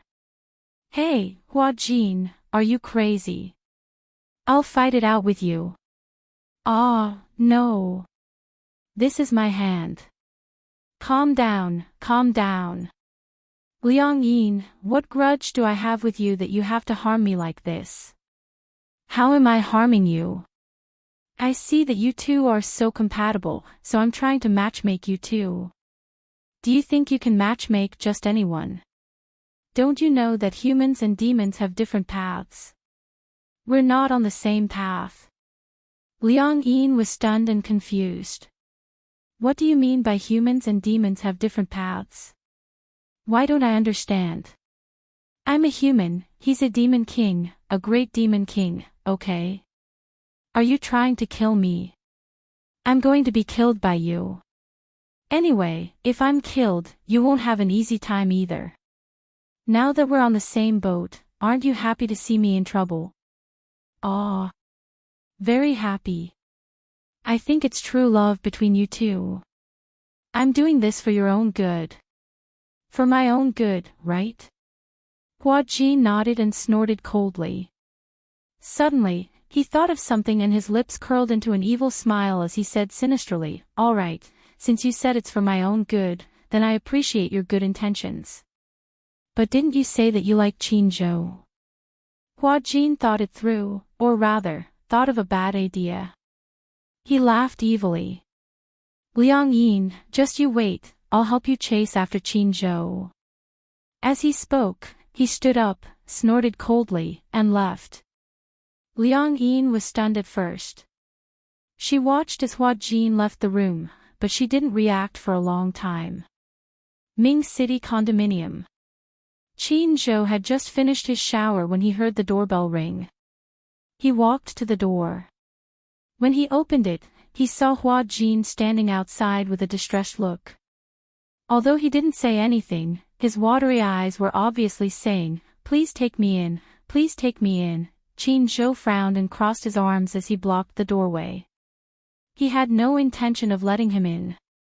Why? Where did this stray dog come from?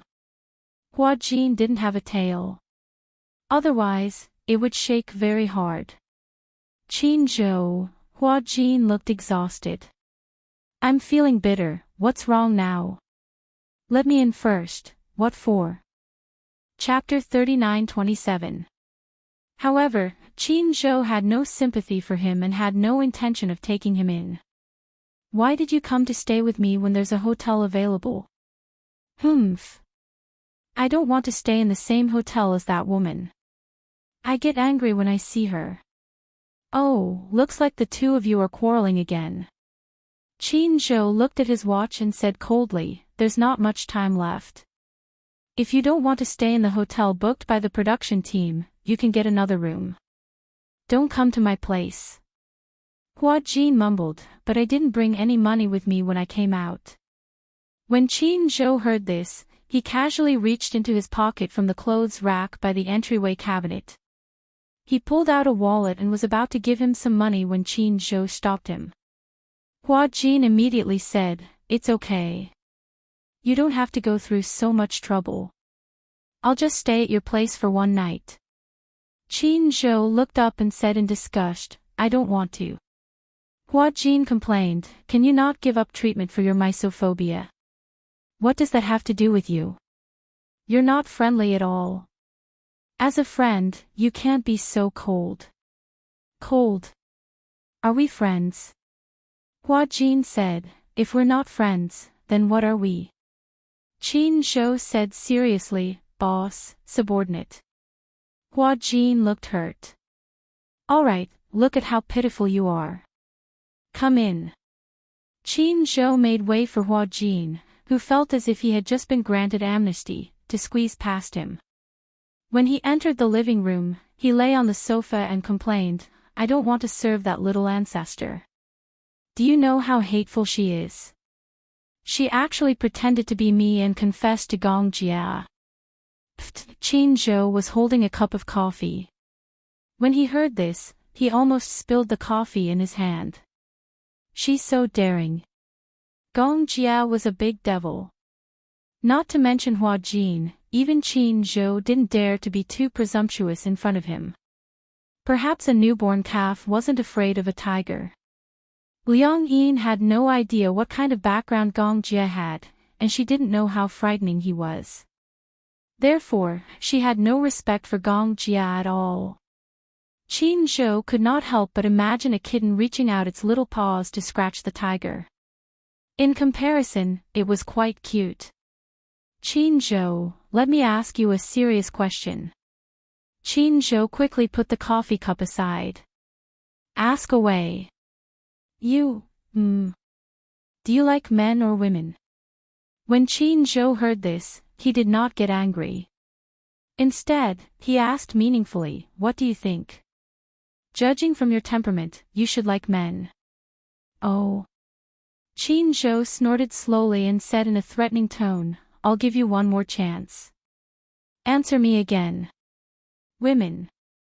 Qin Zhou glared at him unhappily. You already know the answer. I don't care about your personal life. How would I know if you like men or women? Hua Jin rested his chin on his hand and said, in the past, the media said that you and Gu Xingze were a couple. Qin Zhou reminded him coldly, in the past, there were rumors that you and Yun Shishir were in an underground relationship. Hua Jin said. It's fine if you say this in private. If you say this in front of brother-in-law Mu, he will definitely kill you and then me. Chapter 39-28. At the mention of Mu Yaja, Qin Zhou chuckled and shook his head. A married man can really change so quickly. In the past, Chairman Mu used to be a high-spirited young man, but after he got married, he suddenly became an old cadre. He would never step out of the house after 7:00 in the evening. He sleeps early and wakes up early. I heard from Shishir 2 days ago that he has started to focus on his health. Pfft, at his age, why would he need to maintain his health? He said that he wants to maintain his youthful appearance, live longer, and spend more time with his daughter. Hua Jin said in a daze, daughter slave. He's hopeless. He's the first daughter slave I've seen in history. Qin Zhou raised his eyebrows and said, however, I think a daughter is better than a son. The little princess is so cute that even I like her. I can't help but want to hug her. If you like her, you can have one yourself. Qin Zhou, how many times have you been in love? Hua Jin asked in a roundabout manner. I can't remember. You can't remember. Because I don't spend much time on relationships, so I can't even remember how many women I've had. It's hard for you to maintain this state. You're an adult after all. Don't you have any emotional needs? Hua Jin was a little suspicious. Also, don't you have any physiological needs? You talk a lot of nonsense today. Qin Zhou asked calmly, say it. I want to see what your purpose is this time. Why don't you tell me your purpose? Someone is interested in you. I'm here to sound her out. There are so many people who are interested in me. Who are you referring to? A man or a woman? Not a man, and not a woman. A transvestite. Qin Zhou raised his eyebrows suspiciously. That's really high class. I can't believe I'm attracted to transvestites now. Ahem. She was a woman, and now she's a man. I don't know when she'll become a woman again. What do you think of this type? Qin Zhou heard this and finally looked at Hua Jin. He narrowed his eyes and looked a little strange. Hua Jin looked at him expectantly.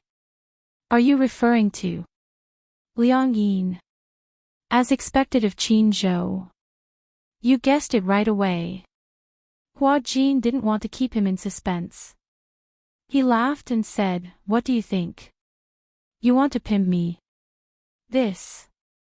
How is this pimping? Hua Jin said gloomily, I'm only in charge of passing on the message. She likes you and has been gossiping about you. So, I simply came here to test your intentions. If you are interested in her, it's not a bad idea for the two of you to try it out.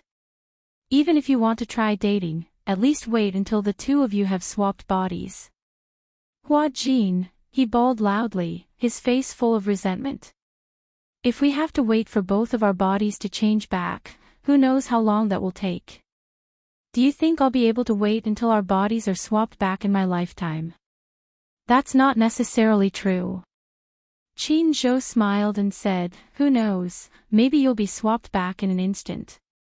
Who knows, maybe you'll be like this for the rest of your life. Hua Jin covered his face in despair. Just thinking about it, if he were to become a woman, He would have to go through menstruation for the rest of his life. He might even have to go through childbirth and menopause. Chapter 39-29. Qin Zhou seemed to have read his mind and said slowly, "Actually, a woman's menstrual cycle won't last forever. According to research, menstruation stops at a certain age. From then on, a woman will officially enter old age and won't be troubled by menstruation anymore." Hua Jin rolled his eyes. "Can you read minds?" Qin Zhou ignored him and walked past him to the bar. He poured himself 2 glasses of champagne, turned around, and said gloatingly, "However, I heard that childbirth is very painful for women. Generally, pain is divided into 10 levels. The pain of childbirth is defined as one of the 10 levels." The roots of Hua Jin's teeth began to chatter. "I don't want to have a child. When the time comes, it won't be up to you. It's said that only a woman who has given birth is considered complete. Be strong." "Qin Zhou, you said that childbirth is the most painful for women. Then, is it more painful to have your testicles broken or to have a child?" Hua Jin had turned into a curious child. Qin Zhou hesitated for a long time. "I think it's more painful for a man to have his testicles broken. After all, if his testicles are broken, he might even lose his life." "That makes sense. However, giving birth is a pain that women have to go through, but breaking their testicles isn't." Hua Jin was speechless. "Anyway, don't be so pessimistic. Maybe tomorrow morning, when you wake up, you'll find that you've changed back to your original self." Hua Jin's lips twitched. "If it's really as easy as you say, then it'll be great. What if you change back?" "Nothing is absolute." Hua Jin said coldly, "If I wake up tomorrow morning and find that I've really become myself, I'll be so happy that I'll run around naked." Qin Zhou smirked. "Sure. If you run around naked, remember to take a picture and post it on Weibo. I've already shared it for you." "Ha ha ha." Hua Jin stood up and walked to the bathroom. "It's getting late. I'll take a shower and then go to bed." "You really want to stay here?" Qin Zhou reminded him kindly. "This is a single apartment. There's only one bed. Are you sure you want to sleep with me?" "Why? Is there a problem?" "I don't like you. Besides, I don't have any women's clothes here." "It's okay, I'll wear a bathrobe to sleep." With that, Hua Jin added, "I'm not that pretentious. We're both men. Do you think I'm worried that you'll do something to me?" With that, he went into the bathroom and closed the door. Qin Zhou drank the champagne in his hand and leaned lazily on the sofa. After Hua Jin left, Liang Yin could not reach him on the phone. She went next door and listened through the door. The ringtone came from inside the room. Could it be that he ran out alone and didn't bring his phone? This fellow, in the middle of the night, could he be in any danger? Forget it. Who cares? Liang Yin did not care where he went. She went back to her room and memorized the script seriously. Then, she went to bed. However, when he woke up the next day, he could clearly feel someone lying beside him. The reason why she felt that there was someone else was because when she turned over, her arm had clearly touched a slightly warm skin. She woke up in shock and opened her eyes. However, the scene in front of her almost made her heart stop. Chapter 39-30. There was a person lying beside her. A man. This man's facial features were not unfamiliar. Zhou. She was so frightened that she stuttered.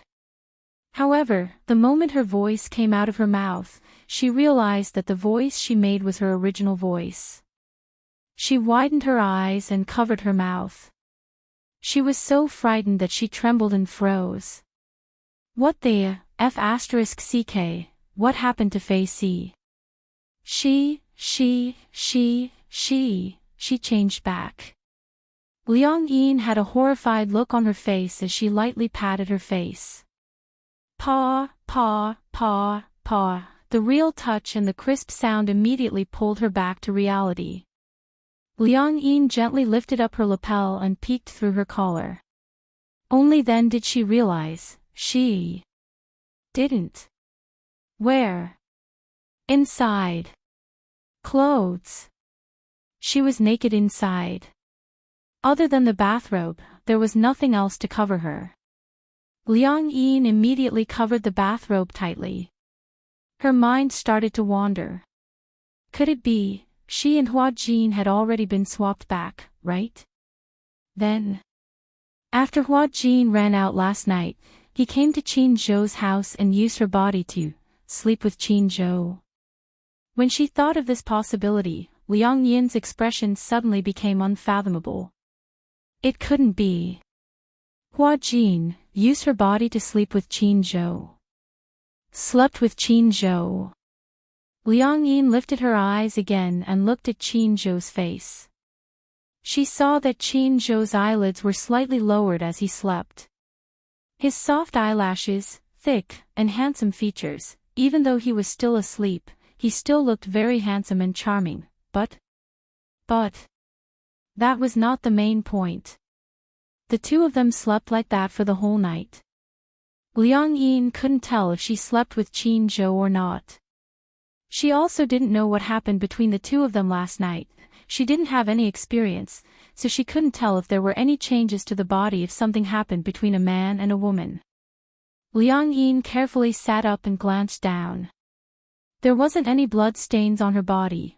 Oh, her movement seemed to be too loud, and it immediately alarmed Qin Zhou who was beside her. When Qin Zhou turned around, Liang Yin was so scared that she immediately lay down obediently, on the other side. Hua Jin also woke up. When he woke up, he found that he was in a hotel booked by the crew. He frowned, sat up, and looked around. Immediately, a bunch of question marks appeared. What's going on? How did he woke up here? Where's Qin Zhou? Wasn't he at Qin Zhou's apartment yesterday? After taking a shower, she put on Qin Zhou's bathrobe and shamelessly crawled into Qin Zhou's bed. Just like that, she fell asleep. Why was she here when she woke up? Sleepwalking. Hua Jin muttered to himself in confusion. Only after a while did he realize that it was him who had made the sound. His eyes widened to the maximum. Him. Could he have changed back? Hua Jin immediately kicked the blanket away, lifted the bathrobe, and looked down at his lower body. He had changed back. It was a pleasant surprise that he had regained something he had lost. Hua Jin was so emotional that tears streamed down his face. He hugged his body tightly and jumped off the bed. I've changed back. I've finally changed back. I thought that I would become a woman for the rest of my life. Qin Zhou was right. The moment he woke up, he had returned to his original body. Could he be the legendary prophet? Chapter 39-31. Ha ha ha ha. Hua Jin was so happy that he almost went crazy. He jumped off the bed, shook his butt and smacked it proudly. This feeling was so familiar. How nostalgic.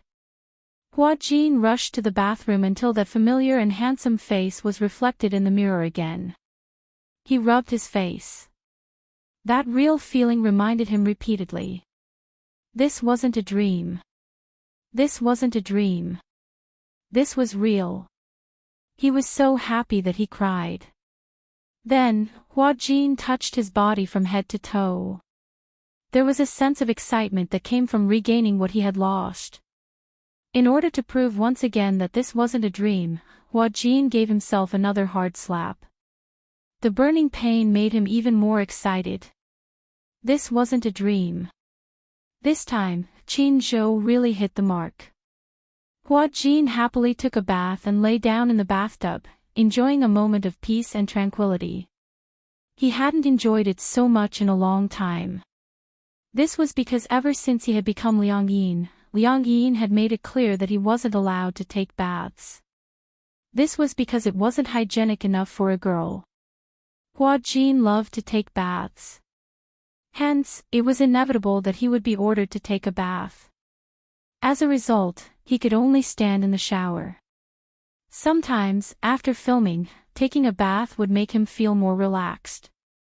At the same time, on the other side, Liang Yin felt that the days were passing like years. Oh, it wasn't the days that felt like years, it was the seconds that felt like years. It was too torturous. She lay upright on the bed with her eyes wide open. She didn't dare to close them for fear that there would be any movement around her.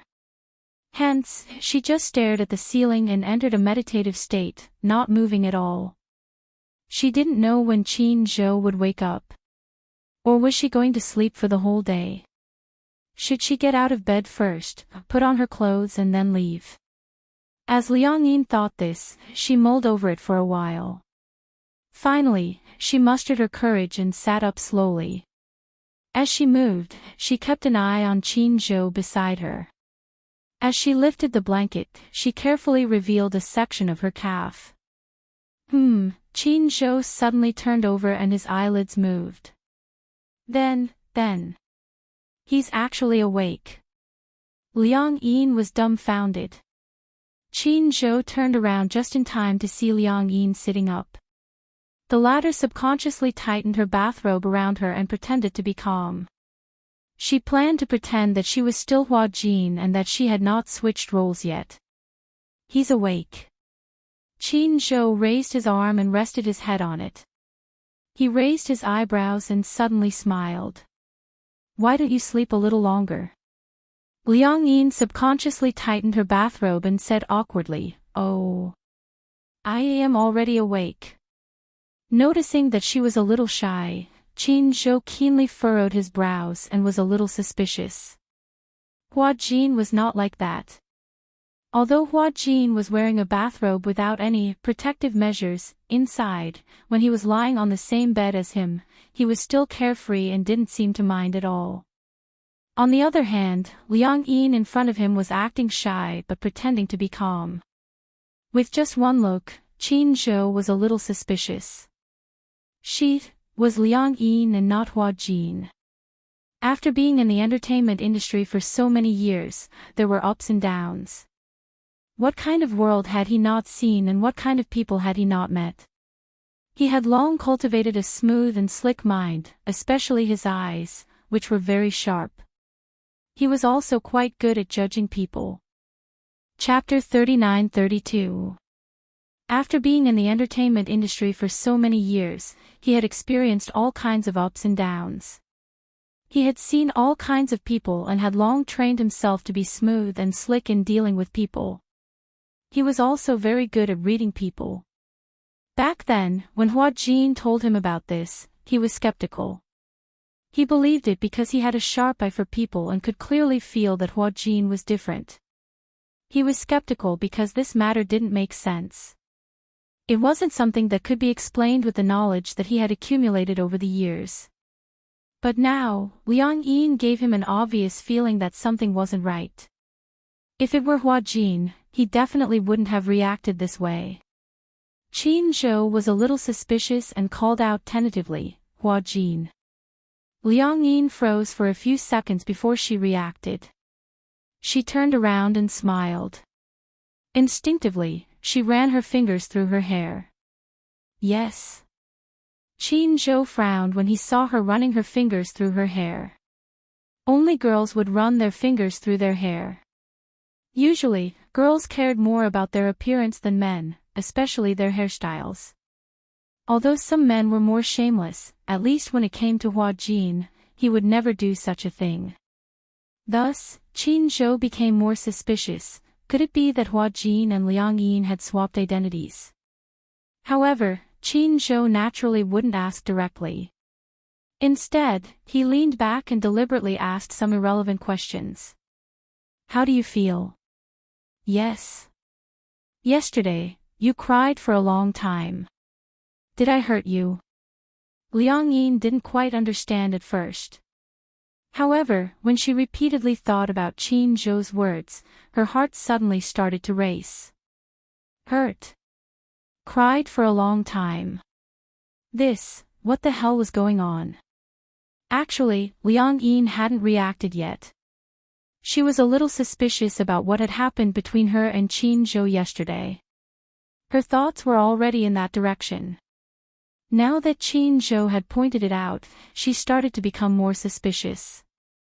Actually, as long as one was a little smarter, they would be able to see through Qin Zhou's probing. First of all, it was Hua Jin who was lying beside Qin Zhou last night.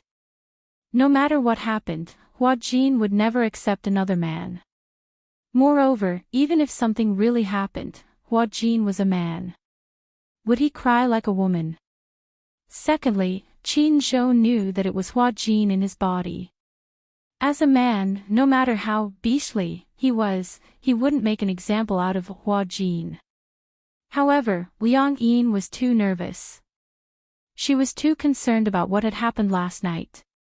She was too concerned about it. In fact, after Hua Jin went to bed yesterday, Qin Zhou went to bed. By the time he lay down, Hua Jin had already fallen asleep. Initially, Qin Zhou wanted to get another blanket. However, after tossing and turning, the blanket was too thin. After all, he lived alone and didn't pay much attention to it. The heater was also on in the room. Therefore, he fell asleep just like that. He knew to be careful and avoid it. Hua Jin didn't avoid it at all. He didn't even tie the knot of his bathrobe tightly. It was a little loose, so Qin Zhou slept with his back facing him. Although he knew that it was Hua Jin, he was a man after all. He had some guts.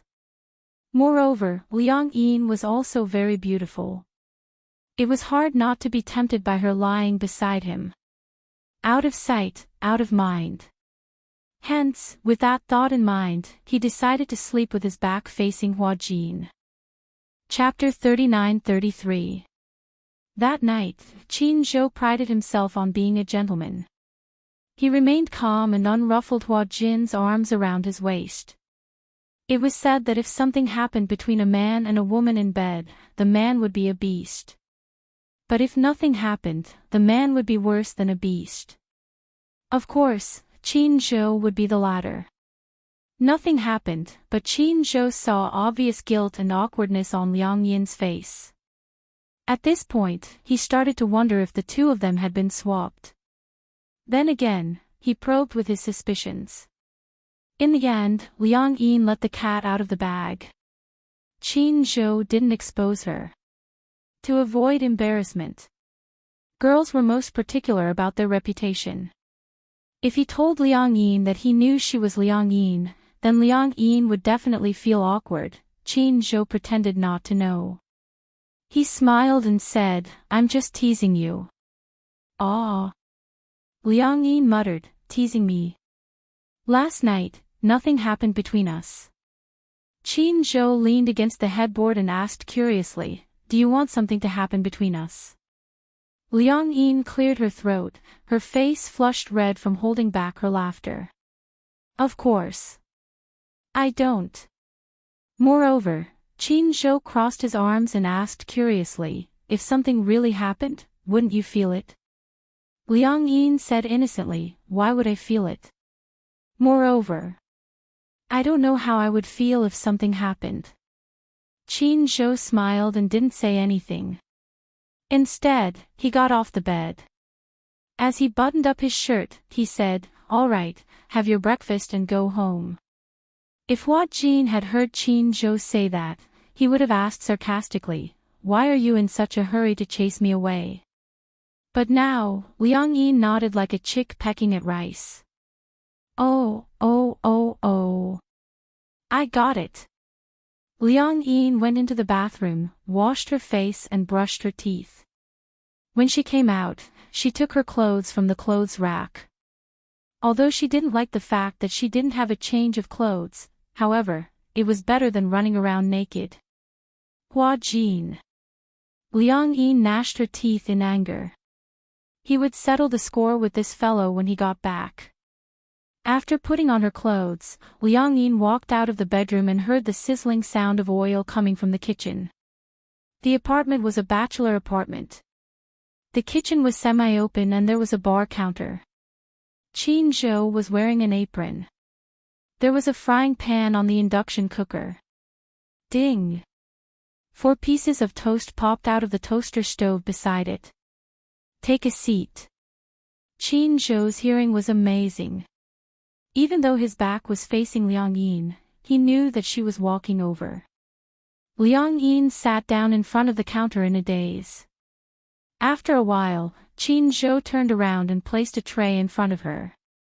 He gave her 3 bottles of jam, blueberry jam, condensed milk, and peanut butter. I don't know what flavor you like, but these 3 flavors are my favorite. As Qin Zhou said this, he placed the 4 pieces of toast on her tray and pushed a glass of warm milk in front of her. Holding the frying pan, he carefully placed the sweetened poached eggs on the tray. Liang Yin was flattered. I have breakfast the moment I wake up. Just nice, I'm hungry. I have 2 slices of bread, a poached egg, and a bottle of milk every day. Qin Zhou also prepared his portion and sat in front of the counter, facing Liang Yin. Do you need anything else? Chapter 39-34. Actually, I didn't have the habit of eating breakfast in the past. But there was a period of time when my stomach wasn't feeling well, so I just ate it carelessly every day. Not carelessly at all. Liang Yin immediately said, I think this breakfast is very exquisite. Exquisite. It's all done casually. It's already very exquisite. At least, I can't make this kind of poached egg. Liang Yin liked the sweet poached egg very much. The soft yolk was easy to poke, and coupled with the fragrant white, she didn't have such skills. But, how did you make such a heart-shaped shape? Qin Zhou looked at her as if she was an idiot. There's a special grinding tool. Oh. Oh. Liang Yin also realized that her question was too stupid. She knocked her head in annoyance and looked around curiously as she ate her toast. Seeing that there was an oven in the kitchen, she asked in surprise, You know how to use an oven? Yeah. When I'm bored, I like to think about baking. You know how to bake. Liang Yin was even more surprised. You're really a good family man. Qin Zhou smiled. A necessary skill for a single man. Because I don't have a girlfriend, I have to do everything myself. Liang Yin didn't know why, but her face blushed again and she lowered her head shyly. She felt a little embarrassed. She actually liked Qin Zhou quite a lot. It was just that she didn't seem to be a qualified girlfriend. In terms of cooking, she didn't seem to have any talent. Even the most basic instant noodles would be boiled dry sometimes. Even if she really became Qin Zhou's girlfriend, she would probably be despised. She only knew how to do the housework, but she didn't know how to cook, yeah. She decided. She wanted to learn how to cook. There was a saying that went, to capture a man's heart, you must capture his stomach. Liang Yin made up her mind. She looked up, intending to ask for more information. Do you have an ideal type? Qin Zhou looked up, looked at her deeply, and said meaningfully, We're all men, so our ideal type should be roughly the same. I don't understand. Everyone's aesthetic and ideal type is different. Black hair, waist length, beautiful, big breasts, perky butt, nothing more. When Liang Yin heard that she wanted a big boob, she said sourly, I heard that women with big boobs are more brainless. It's okay. My woman doesn't need brains. It's best if she's pretty, sweet, and lovable. As long as she's as beautiful as a flower, I'll take care of her. With Qin Zhou's words, Liang Yin felt that she had no chance. She instinctively lowered her head and glanced at her own. C can't be considered big. It could only be considered normal. Shallow. Liang Yin complained. Qin Zhou smiled and smeared the toast with blueberry jam.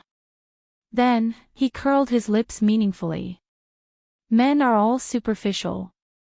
Liang Yin, Qin Zhou paused for a moment before continuing. However, if you're particularly outstanding in other aspects, even if you don't have a devilish figure, it's not impossible to make an exception for you. For example, the kind that knows how to act coquettishly. Acting coquettishly. Liang Yin was a little surprised. You like girls who act coquettishly? Girls who act coquettishly are the cutest. I don't like girls who act coquettishly. Chapter 39-35. Liang Yin licked her lips but did not say anything. She touched her cheeks, as if she did not know how to act coquettishly. Qin Zhou took the last bite of his toast and glanced at her.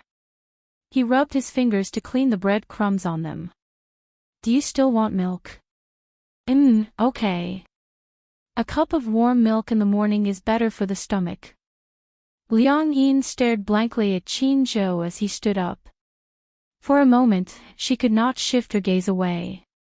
Hiss! In front of the mirror, Hua Jin picked up the mousse and sprayed it on his blow-dried hair. He carefully combed and styled his hair. He wrapped a towel around his waist. As he combed and styled his hair, he noticed from the corner of his eye that his chest muscles had shrunk a little. Tisk! It had only been a while, but Liang Yin did not pay attention to training. Even her chest muscles had shrunk a little. Good. Heart. Pain. Damn it, he had trained for so long to develop such poor chest muscles, but it had caused Liang Yin to lose them. How infuriating. Hua Jin pinched his chest, feeling a little dispirited. It's okay. Since it's back now, I'll start training again later. Hua Jin touched his chest again and checked his abdominal muscles. Fortunately, his abdominal muscles did not shrink. He was extremely lucky. Ding dong. The doorbell rang. Hua Jin poked his head out and looked in the direction of the door. Could it be that Liang Yin had returned? He walked to the door and looked through the peephole. He almost suffocated when he saw who it was. Gong. He had just uttered a word when he covered his mouth tightly. Gong Jie. Why is it him? What is he doing here? Hua Jin leaned on the door again and peeked through the peephole, only to see Gong Jie staring fixedly at the peephole. It was as if the man could see him through the peephole. For a moment, he felt that he had nowhere to hide. He had to pretend that he was not here. Hua Jin turned around and tiptoed back to the living room, pretending that he was not here. Bang! A loud sound was heard. Gong Jia kicked the door hard. Open the door. Hua Jin shuddered violently, and his shoulders shrunk subconsciously. He clenched his fists in grief and indignation. Outside the door, Gong Jia said lazily, Hua Jin, I know you're inside. How did he know? Could it be that he had X-ray vision? Hua Jin turned around suspiciously and bit his lip nervously. This Liang Yin. This pig of a teammate. Did she really confess to Gong Jie? Hua Jin had always felt that Liang Yin must be joking with him. If it was a joke, why did the Gong Jie come to the hotel? Open the door. Gong Jie said again, I'm warning you, my patience is limited. Hua Jin was flustered. He wanted to go back to the living room to get his coat and put it on, but no matter how hard he searched, he could not find where Liang Yin had left it. Gong Jia kicked the door again, looking like he was about to break in. He ran his fingers through his hair, walked to the door, and took a deep breath. Only then did he muster up the courage to open the door. Then, with a smile that he thought was extremely bright and friendly, he looked at the man outside the door. Master Jia. Ah. The brighter Hua Jin's smile was, the darker Gong Jia's face became. Outside the door, Gong Jia looked Hua Jin up and down. He was half naked with a towel wrapped around his waist. His hair was carefully combed, and the smile on his face was as fake as it could be. Chapter 39-36. No. I didn't. Then why did you wake up so late? Hua Jin immediately yawned and pretended to be sleepy. I guess I just woke up. He was halfway through his sentence when Gong Jie narrowed his eyes at his meticulously combed hairstyle. Then, he glanced at the sleepy expression on his face. Gong Jie's thin lips curled up coldly. Obviously, he didn't think that his reason was convincing. Do you know how to sleepwalk? I haven't woken up yet. I've already combed my hair. Gong Jie raised his eyebrows at the man's embarrassed expression and said calmly, Say it. What's the matter? What the hell? Hua Jin was a little frustrated. Gong Jie came to his hotel early in the morning and gave him a big surprise. In the end, he asked him what was the matter. Hua Jin was angry, but he didn't dare to say anything. He still smiled and said, Nothing much. Why would I look for you? Nothing much. You asked me to meet you at the hotel. Gong Jie was getting more suspicious. Hua Jin was shocked and stunned when he heard this. What? He asked him to meet him at the hotel. When did this happen? Could it be, Liang Yin asked him to meet her. This guy, Gong Jie had been observing his expression. Initially, he was still wondering if the person who provoked him at the Mu residence yesterday was Hua Jin or Liang Yin. He thought that if it was Hua Jin, he would never dare to tease him. What kind of guts does Hua Jin have to make fun of me? However, Gong Jie was now completely sure that the person who was spouting nonsense at the Mu residence yesterday was Hua Jin. Their identities had been swapped long ago. At the thought of this, Gong Jie's lips curled into a cold smirk as he walked into the room. Locking his gaze on Hua Jin, he closed the door behind him. With a click, the door locked automatically. Hua Jin was still feeling humiliated from being betrayed by Liang Yin. When he heard the door, he immediately looked up and saw that Gong Jie had actually stepped into the room. The door behind him was already closed. Hua Jin looked at Gong Jie and then at the door. He instinctively took a few steps back. He wanted to laugh, but the laugh that came out was uglier than crying. Master Jie, what are you doing? Hua Jin immediately moved aside. Since you're here, have a seat. As he spoke, he turned around and walked towards the living room like a deserter. He poured tea and water in a flurry. Gong Jie crossed his arms and calmly observed his brother's every move before he suddenly blurted out, I've thought it through. Ha! Ha! Hua Jin raised his head with a puzzled expression. What do you mean? Didn't you say yesterday that you have feelings for me? Gong Jie looked serious. Why don't we try to get along? Everywhere. Hua Jin was so frightened that he almost bit his tongue in his stutter. He looked embarrassed. What do you mean by that? Were you serious about what you said yesterday? Gong Jie's tone suddenly became extremely stern. Are you toying with me? No. How would I dare to toying with you? Gong Jie said, then you're serious. Hua Jin was speechless. He chose to play dead. Don't play dead. Gong Jie harumphed coldly. He walked straight to the sofa and sat down. Patting his thigh, he said, come here. Chapter 39-37. Was this the rhythm of letting him sit on his lap? Even if he really wanted to do something, wasn't this rhythm a little too fast? Hua Jin was a little confused by Gong Jie's words. I told you to come over. Oh, Hua Jin did not dare to go against his wishes. He walked over fearfully and sat upright on Gong Jie's lap. He felt that the chill from the iceberg behind him was getting more obvious. Did I ask you to sit on my lap? Hua Jin was so scared that he shivered, but he wanted to cry but had no tears. Weren't you the one who slapped your thigh and asked me to sit? Wasn't that what you meant? Even if you were summoning a dog, you couldn't just give out commands. He shuddered in fright and subconsciously tried to shift his butt onto the sofa. Gong Jia, however, gripped his waist in displeasure, and he could no longer move. Gong Jia leaned close to his ear and whispered, "Are you that impatient?" His charming breath brushed against his face, as if countless cat claws were scratching him, itchy and hot. Hua Jin was a little depressed. "What do you mean impatient? What else?" Gong Jia asked calmly, "Why else would you sit on my lap so intimately? Why, are you playing hard to get, and now you want to seduce me?" When Hua Jin heard this, he flew into a rage out of humiliation, but he did not flare up. He held back his anger and said indifferently, "If you're really such an upright person, how could I seduce you? Unless you like men too. That's impossible."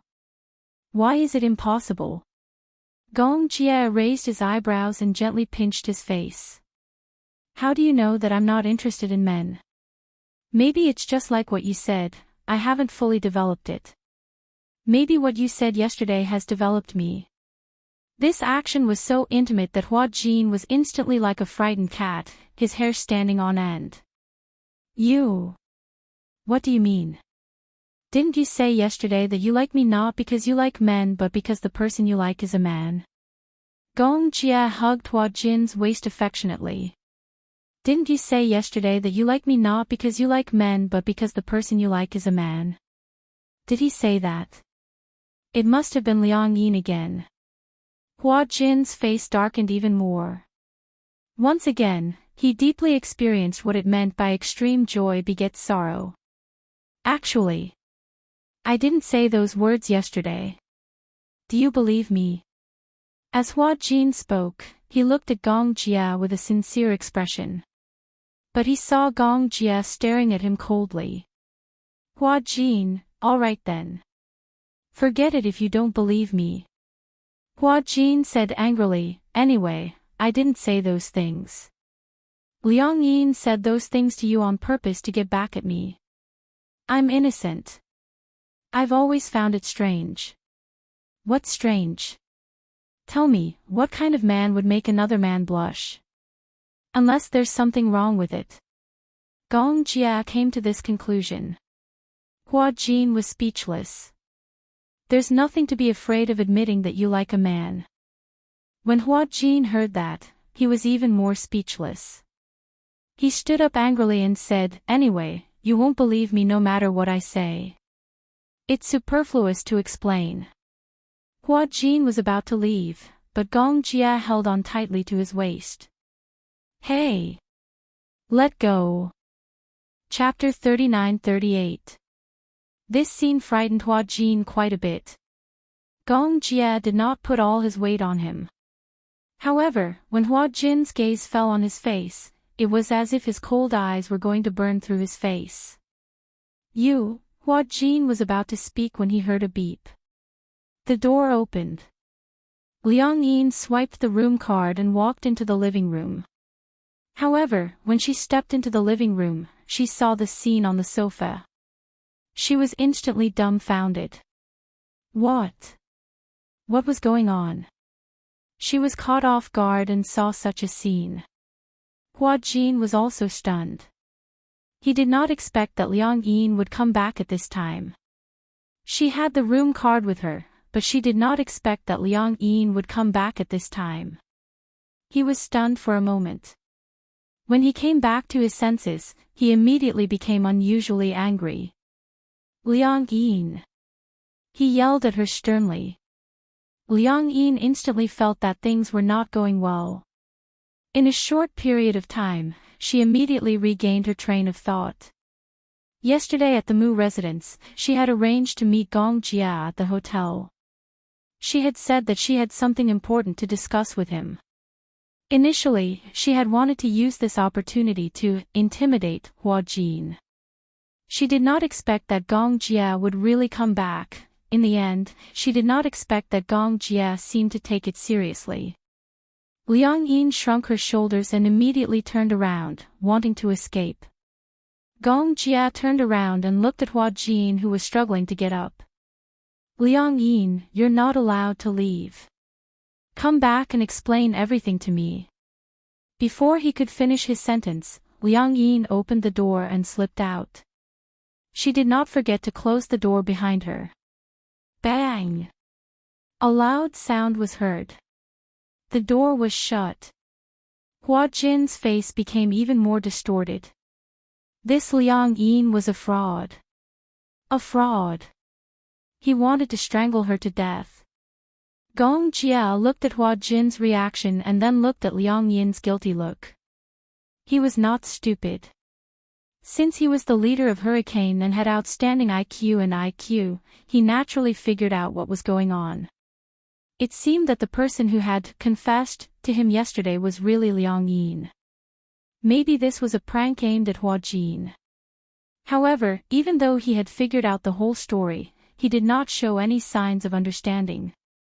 Hua Jin looked at Gong Jia and immediately explained seriously, the person who confessed to you yesterday was really not me. Gong Jia remained silent. His eyes, which were as deep as an ancient pond, were devoid of any ripples. Hua Jin felt a little hopeless. Gong was so smart that he could not figure out what was going on. He had already explained it this way. If he still did not understand, then Hua Jin really did not know how to explain it. Ah, how infuriating. Gong Jia smirked and lowered his head. The tip of his nose was almost touching Hua Jin's nose. The distance between the two of them was closer than ever. He even felt that the air he breathed in was coming from between his lips and the tip of his nose. I'll let you off this time. Gong Jia let go of him and sat up slowly. Hua Jin saw him get up and did not dare to let his guard down. He stood up warily and looked very guarded. Gong Jia did not care about his vigilance. He stood up and walked towards the door. It was only after Gong Jia left the room that Hua Jin heaved a sigh of relief, feeling as if a heavy burden had been lifted from his shoulders. Pervert. Liang Yin went back to her room. She was restless. She stood up for a while and then paced back and forth. The doorbell suddenly rang. Chapter 39:39. Liang Yin was shocked, but she knew that Hua Jin must have come looking for her. She would have to face him sooner or later. Liang Yin clenched her fists and walked to the door. She opened the door with fear and trepidation, only to see Hua Jin standing at the door, glaring at her. The anger on his face was scarier than ever. Liang Yin. Here. Liang Yin stood at attention. Then, like a country bumpkin, she respectfully welcomed him into the room. Boss, don't be angry. This isn't. I was just kidding, but I didn't think that the joke would get out of hand. Hua Jin questioned, you had a date with Gong Jia yesterday. Liang Yin didn't dare to hide anything and nodded reluctantly. You were the one who asked him to meet at the hotel.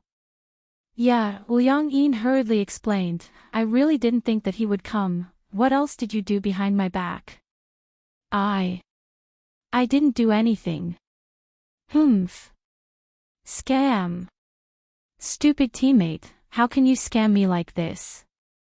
Hua Jin snorted angrily. However, when Liang Yin came back to her senses, she straightened her back. It was obvious that she had thought of something after hearing what he said. Suddenly, her anger flared up and she grabbed him by the collar. It was said that women changed their faces faster than flipping the pages of a book. Even Hua Jin didn't think that Liang Yin would change her face so suddenly. You're still talking about me. What about you? How did you scam me? Where did you go last night? When Hua Jin heard this, he understood what was going on. He turned his face away guiltily and didn't want to look at him anymore. I was just joking, and it didn't cause you any harm. What about you? You actually went to Qin Zhou's place last night. Hua Jin retorted stubbornly, is there a problem? He didn't think that there was a problem. Men's brain circuits were usually bigger, but women were more sensitive and delicate. Hua Jin didn't think there was anything wrong with sleeping in the same bed as Qin Zhou. He even asked, "How does it feel to wake up with your idol?" "What do you mean?" "Give me back my reputation." Hua Jin argued, "It's just sleeping in the same bed. What's wrong with that? How is it a matter of reputation?" Liang Yin sneered, "Oh. What was the problem? How did you guys sleep last night?" "Just like in the past." Hua Jin replied in all seriousness. "After I took a shower, I slept at his place." "Ha! Not only that, right? You even shared a bed with him. If it weren't for the two of us swapping places today, I wouldn't even know that you're ruining my body like this." Liang Yin was obviously very angry. Hua Jin, on the other hand, was full of righteousness. "How is this a waste? I haven't been in a relationship yet, and I'm randomly sharing a bed with a man. Don't you think it's ridiculous?" "What do you mean by ridiculous?" Hua Jin harumphed and purposely teased, "Don't you have a crush on him? Aren't I creating an opportunity for you guys?" "Ha!" Liang Yin was even angrier when she heard this. She was so angry that she laughed. "Is this how you create opportunities? Your so-called opportunity is to create an opportunity to share a bed. Also, you're only wearing a bathrobe. Because I didn't bring a change of clothes. But you can't sleep with him." Chapter 39-40. What's done can't be undone. Liang Yin was completely horrified. This Hua Jin actually dared to have such an idea.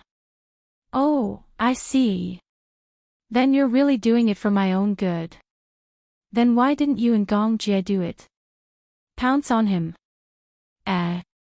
Speaking of which, when I opened the door just now, I found you and Gong Jie on the bed. Did I interrupt your progress?" It would have been better if she hadn't mentioned this. The moment she did, Hua Jin was instantly enraged. "You still dare to talk about it? Let me ask you, why did you ask Gong Jie out at the hotel? What's your motive?"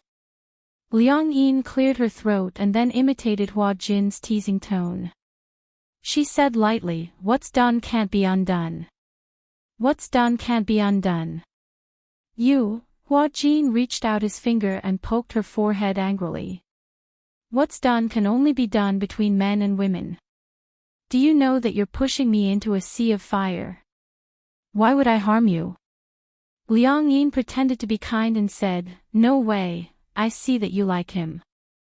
"How can you tell that I like him?" "If you don't like him," Liang Yin paused and raised her eyebrows. "Then why do you look shy?" "Shy? How can you tell that I'm shy?" "You can't hide your shy expression. Hua Jin, if you really don't like him, you wouldn't have such an attitude. You're so timid. Even if you like a man, there's nothing wrong with that, right?" Liang Yin's words undoubtedly stunned Hua Jin. He was still stubborn. "I don't have any feelings for him at all." "That's just what you think." Liang Yin asked again, "You haven't made it clear. Did anything happen between you and Qin Zhou yesterday?" Hua Jin was still immersed in his messy thoughts. Hearing Liang Yin's question, she asked impatiently, "It doesn't matter whether it happened or not. Don't you know? How would I know what happened last night? I don't have any experience." "Is your first time still there?" Hua Jin suddenly asked. Even though Liang Yin and Hua Jin were no longer in a normal relationship, she still felt a little uncomfortable being questioned like this. She blushed and said, "I haven't had a boyfriend yet." "What do you think? You haven't had a boyfriend yet?" "Because my ideal type is Tang Yu." "And now?" Hua Jin teased, "Is he still your ideal type?" "No."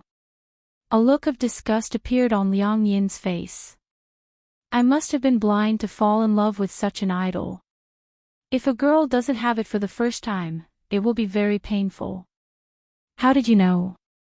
Hua Jin looked at her as if she was an idiot. Liang Yin blushed and didn't ask any more. But she vaguely remembered that Qin Zhou had asked her a question. Did I hurt you last night? This sentence had a deep meaning behind it. Liang Yin was still a little doubtful. Are you sure nothing happened last night? I'm sure. Hua Jin said seriously, come on, I'm a man of principles. Do you think I'll play pranks on other people's bodies? You only wore a bathrobe and nothing underneath to sleep on the same bed with Qin Zhou. That's quite unprincipled, Hua Jin retorted, who told you to provoke me first? Chapter 39:41. Hua Jin said angrily, at the end of the day, you shouldn't have used my body to provoke the Gong Jia. Did you ask for my opinion when you did that? Since you didn't ask for my opinion when you played a prank, why couldn't I? Just because you're a girl, does that give you special privileges? People should learn to put themselves in other people's shoes, what should be done and what shouldn't be done. Since you said that two people should be responsible for each other, then did you do it? Liang Yin was speechless. Initially, she hadn't taken this matter to heart. However, after Hua Jin's reminder, she suddenly realized that she had indeed gone overboard with what she had done. I'm sorry, Liang Yin immediately apologized.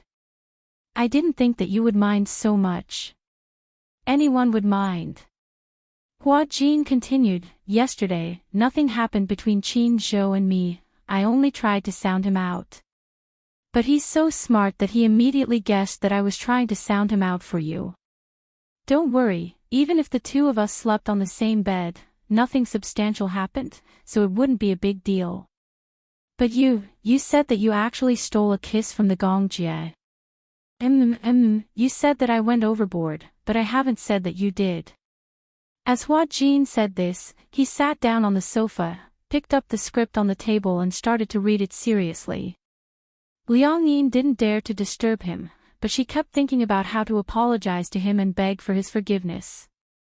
Hence, she stayed in the room and refused to leave. Hua Jin didn't bother her and let her stay on the sofa. He hadn't memorized the script before, but since he had switched back, he had to memorize the script properly since they were going to shoot tomorrow. Unknowingly, it was already noon. Hua Jin finished memorizing a few pages of lines. When he lifted his head to stretch his body, he realized that Liang Yin was curled up on the sofa and had already fallen asleep. He walked over and gave her a gentle nudge. Liang Yin woke up instantly and sat up. She saw Hua Jin standing in front of her with no expression on his face. Did you not sleep well last night?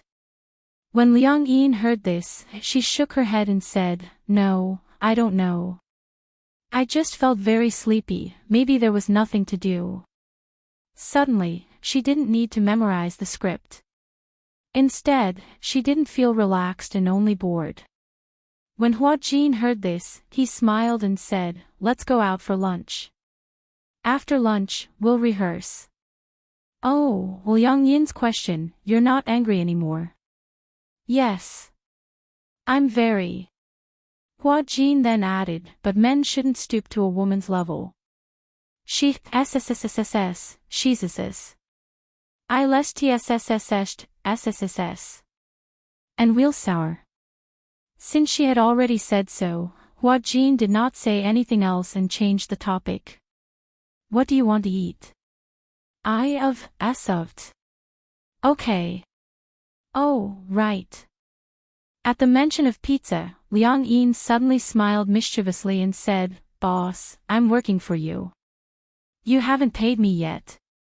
Oh.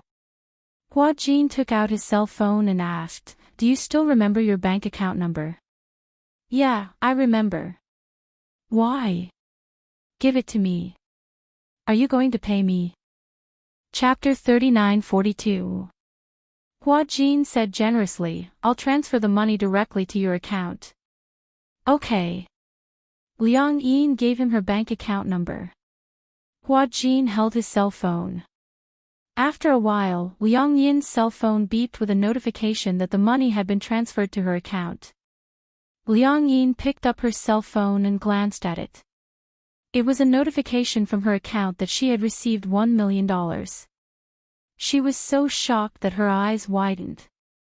1 million. Yeah. So much.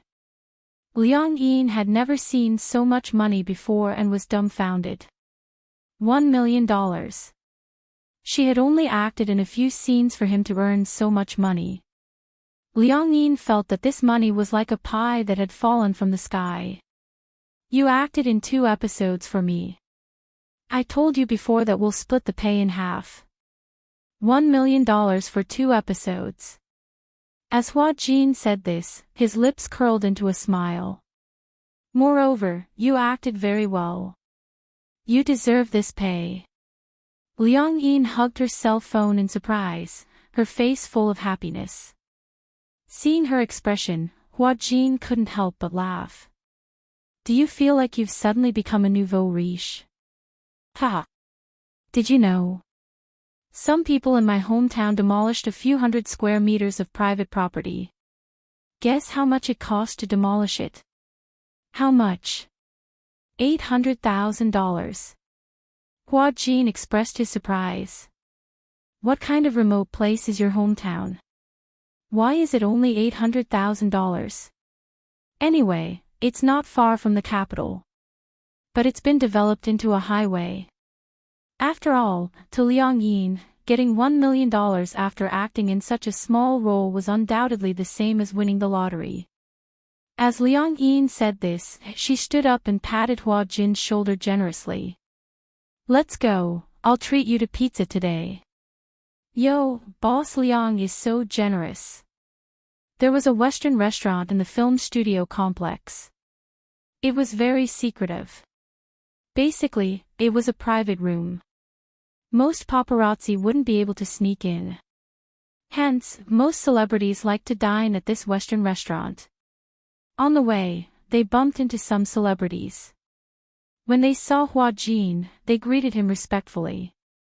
Although Hua Jin wasn't considered a veteran actor in the entertainment industry, his acting skills were one of the best among the new generation of male idols. The producers and directors in the industry thought highly of him and he had many roles. At the entrance of the Western restaurant, they bumped into the assistant director of Heavy Snow. Usually, in a film crew, most of the assistant directors were in charge of casting.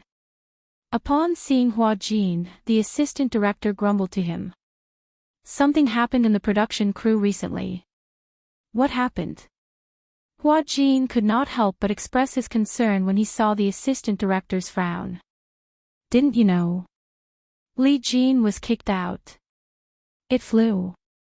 Hua Jin was a little surprised. Oh, speaking of which, who is Li Jing? Oh, the director knew that Hua Jin usually did not get close to other actresses, so he mentioned, she's the one who played Gu Huanyao. Auntie. In the production crew, although Li Jin looked younger, she was still old. Hence, everyone in the crew called her Auntie. Why was she kicked out? Chapter 39-43. The assistant director's face was full of worry as he said, Look, we've been choosing and choosing, but we haven't picked anyone. Liang Yin stood at the side, bored to death. She was sizing up the people coming and going. On average, 1 out of 5 people was a big star. She watched them with great interest. Usually, she wouldn't have such an opportunity to be in close contact with these big stars. She would only catch a few glances on TV. At the film studio, any one of them would be a star. Liang Yin was already used to it. It wasn't like her first day on set, when she was surrounded by big stars and felt a little uneasy. Now, she had a normal attitude towards stars. She felt that these stars were good at acting and were pretty, but they were actually no different from ordinary people. Especially after spending so much time with Hua Jin, she felt that stars were also ordinary people. It was just entertainment that gave them the halo of idols. Hua Jin chatted with the assistant director for a while, then he turned around and called out to Liang Yin, "Liang Yin. Go in." Liang Yin turned around, nodded, and walked towards Hua Jin. Seeing Liang Yin beside Hua Jin, the assistant director's eyes lit up. "Hua Jin, who is this?" "Oh," Hua Jin introduced her, "my assistant." "Are all your assistants so pretty? I don't remember you being this assistant before." "Are you talking about Xiaoqi?" Hua Jin got angry at the mention of Xiaoqi. Xiaoqi was currently doing advanced training at the company's headquarters. When she came back, he would find a chance to get rid of her. He was a very vengeful person. Especially after seeing Xiaoqi's ugly face, he was secretly certain that when he had the chance, he would get rid of her. The assistant director, on the other hand, was sizing up Liang Yin seriously. His gaze was full of admiration, and he praised her from time to time. "Your assistant looks quite like a star. What's her name?" Liang Yin smiled and introduced herself naturally, "Liang Yin." "Liang Yin. That's a good name." As the assistant director spoke, he smiled and asked Liang Yin, "Do you want to come for the audition? Now, there's an empty role in the production team, and we're worried that we can't find a suitable candidate." Liang Yin was a little surprised. She did not expect to be invited to an audition. When Hua Jin heard this, he was also a little surprised. However, he had originally thought that since there was an opportunity, he might as well let Liang Yin have a try. After all, her image was not bad and her acting skills were also very good. He belonged to the gifted type. He originally wanted to wait until dinner to ask for Liang Yin's opinion. But, he did not expect that the assistant director would choose Liang Yin at first glance and invite her. Hua Jin also felt that Liang Yin could give it a try. "Are you willing?" As she was Hua Jin's assistant, the assistant director's attitude was more polite. Liang Yin glanced at Hua Jin, as if asking for his opinion. Hua Jin immediately said, "If you're willing, you can give it a try." "Okay." Liang Yin smiled and said, "It's my honor." "That's good." The assistant director nodded and said, "Tomorrow afternoon, you will follow Hua Jin to the set and recite a few lines. If Director Gu sees it and says it's okay, then you'll pass." As the role of the female lead was not very important, the basic knowledge of lines and acting skills were not particularly demanding. It mainly depended on one's state and looks. Chapter 39-44. The assistant director still had something to do. He said goodbye to Hua Jin and left in a hurry. Liang Yin watched as the assistant director left. She turned around and glanced at Hua Jin. She was obviously a little conflicted. "Audition. I didn't expect to receive an audition invitation." Hua Jin smiled and pushed the door open. As he walked towards the private room, he said, "Do you like acting? I didn't like it before, but after interacting with it, I find it interesting." When Hua Jin heard this, his lips curled into a smile. "Filming isn't that easy. In your eyes, you might think that acting is just about having a lot of money, a lot of fans, limitless glory, and everyone knows your name. But in reality, acting is not that simple. You might be slandered, spread rumors, or even be subjected to online violence. When people scold you, you can't talk back. Why? Because you're a public figure." Hua Jin said, "Even if you use a fake account to scold people, you'll still suffer a lot if the netizens find out. That's scary. But if you have a strong background, no one will dare to touch you." "I don't have a strong background."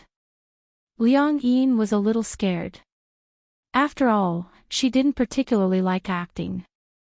She was interested in acting because the pay was high and sometimes she felt that acting was quite fun. But if it was really as scary as Hua Jin said, she was a little scared. "But you can sign a contract with Qin Zhou." Hua Jin smiled mischievously. If you become his artist, won't you have a lot of opportunities to interact with him? Agent. An agent is the agent of an artist's career. A good agent has a lot of resources and can help you with everything outside of work. Liang Yin was a little moved when she heard this. She admired Qin Zhou. She felt that Qin Zhou had a very mature temperament. It was a charm that men of Tang Yu and Hua Jin's age didn't have. Many girls liked men who were older than them. Mature, steady, reliable, and gave them a sense of security. She wasn't a shy person. If she liked someone, she would say it directly. Is he willing to sign me? Hua Jin said, I'll help you find out later. All right. Liang Yin said with a smile, after it's done, I'll treat you to something delicious. Who cares? Also, keep your distance from me. If you cause another soul misalignment, I'll definitely jump off a building. When Liang Yin heard this, she also kept a distance from him with lingering fear. Especially when they passed by the fountain in the courtyard, the two of them were especially vigilant. As the saying goes, once bitten, twice shy. After lunch, the two of them went back home. Liang Yin accompanied Hua Jin to go through the script. Hua Jin also gave her the lines for Ubuteri.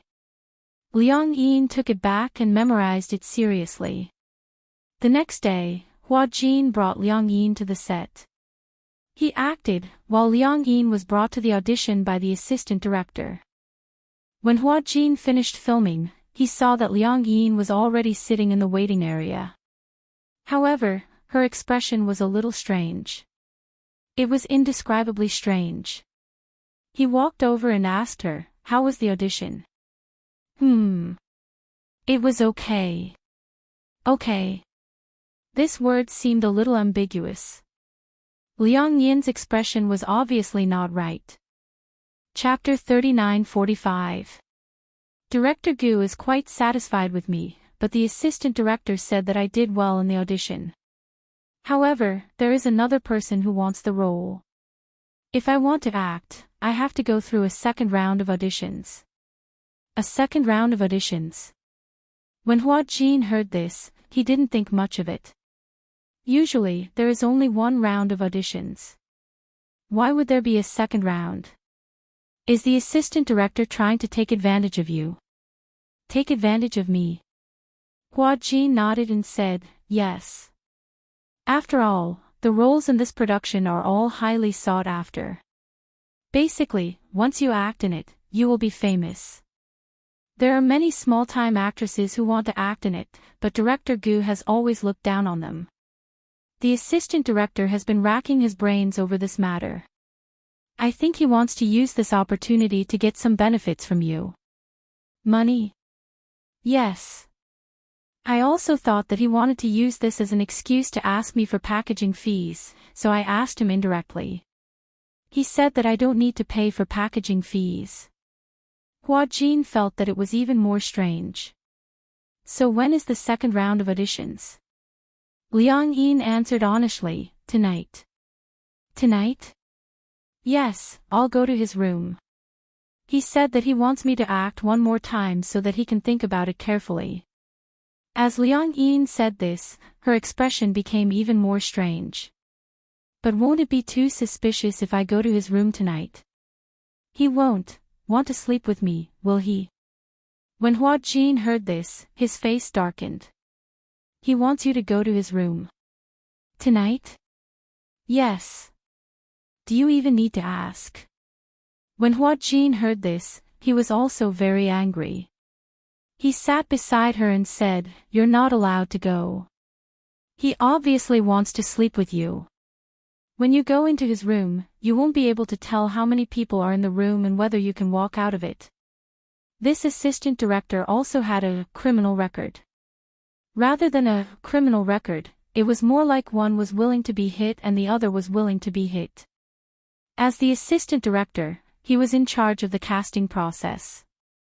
Other than the roles that the sponsors and the director had assigned, the other roles depended on what he said. Naturally, there would be people who wanted to climb up the ladder. In fact, there were many of them. However, this assistant director was known for his ugly table manners in the industry. He was quite ruthless when it came to playing with women, especially when he used the excuse of discussing the script to invite two popular actresses to talk about the script. It would have been fine if it was just the unspoken rules, but he had already instructed the paparazzi to release the news in advance and take pictures of the two actresses following him into the hotel. Then, he held on to these photos and waited for the drama to finish filming and enter the promotional period. Then, he casually released these photos, but it was still considered a sensation for a while. In reality, no one cared about these two young actresses. All they cared about was the dark side of the entertainment industry that no one knew about. Because of this, the show became popular and was bought over by a media website at a high price. The viewership ratings also broke records. However, the reputations of these two young actresses had been completely ruined. They had been used as stepping stones, and there was no place for them to cry. Later on, she had plastic surgery, changed her name, and took on a few dramas, but they were all lukewarm. As for this assistant director, because of the unbreakable publicity, he was still doing well. The entertainment industry was like this. It was an abyss of suffering. It was easy to dodge a spear in the open, but hard to defend against a stab in the dark. In order to rise and fall in the industry, it depended on who was ruthless enough. Usually, those who stood at the top were those who could go all out. Chapter 3946. Liang Yin still had a lingering fear when she heard this. Luckily, she had reported this matter to Hua Jin in advance because she also felt that it was quite suspicious. That was why she had her suspicions and told Hua Jin about it. She didn't expect that there would be so much involved. Then I won't go. Liang Yin knew that this opportunity was very precious. If she didn't go, she might even offend the assistant director. However, she really didn't want to come into contact with such things. If this was the price to pay for being famous, she was willing to give it up. Sigh. Liang Yin had underestimated her own experience. Hua Jin saw her disappointed look and comforted her, "It's okay. It's not like this role is the only thing you want. Later, I'll ask Qin Zhou to see if there are any vacancies in the cast." "No need." Liang Yin smiled and said, "Actually, I think being an assistant is pretty good. I can help you with the scenes and also be a bystander." In this industry, there were often some shocking things that could be gossiped about. Although it was quite world-shattering, Liang Yin was used to it. She enjoyed the gossip. Hua Jin didn't take it to heart. After all, Liang Yin didn't seem to take it to heart either. At night, Hua Jin was reading the script when his cell phone suddenly rang. He picked up the phone and realized that it was the assistant director.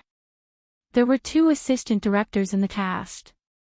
One was in name and the other was in charge of casting and high-level affairs. His name was Meng Hao. Hua Jin didn't give him a contact number, but there was a group account in the cast. Looking at this account, Hua Jin recognized that it was Meng Hao. Usually, Meng Hao wouldn't call him unless it was something important. He guessed that this must have something to do with Liang Yin. When he picked up the phone, the other party asked directly, "Hua Jin, what's wrong with your assistant? Didn't you say that there's an audition tonight? Why don't I see her? Also, I can't get through to her cell phone. Director Mong, I've heard about what happened today. I was the one who told Liang Yin not to go. Liang Yin is innocent. You can fool her, but can you fool me? Do you think I don't know what you're planning? In this industry, if you want to be in a film, you have to go all out. But Liang Yin is my assistant. Even if you want to give me face, you shouldn't do this." "That's fine, but you actually came to me to ask for him." There was a deathly silence on the other side. After a long time, Meng Hao smiled. He naturally expected that Liang Yin must have told Hua Jin about this matter, so he didn't avoid it. After all, she was just an assistant. She expected that Hua Jin would at most turn a blind eye to it and not care about it. Meng Hao had taken a liking to Liang Yin. With Liang Yin's looks, it was definitely rare to see someone like her in the entertainment industry. Many celebrities in the entertainment industry had their looks altered, but they often looked like the product of an abortion line.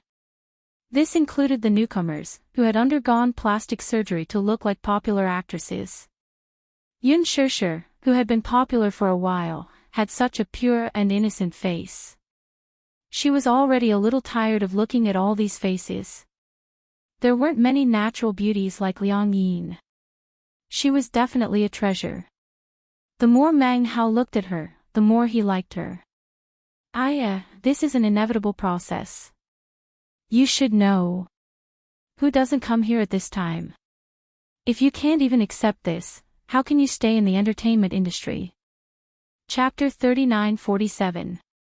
When he said this, Meng Hao was immediately displeased. Even his tone became lukewarm. Hua Jin, you're not ordinary now. You're famous. Don't forget how you got to where you are in the past. You're looking down on the unspoken rules. Don't you think that your unbearable past is a stain that you can never erase? Do you think that the past doesn't matter now that you're famous?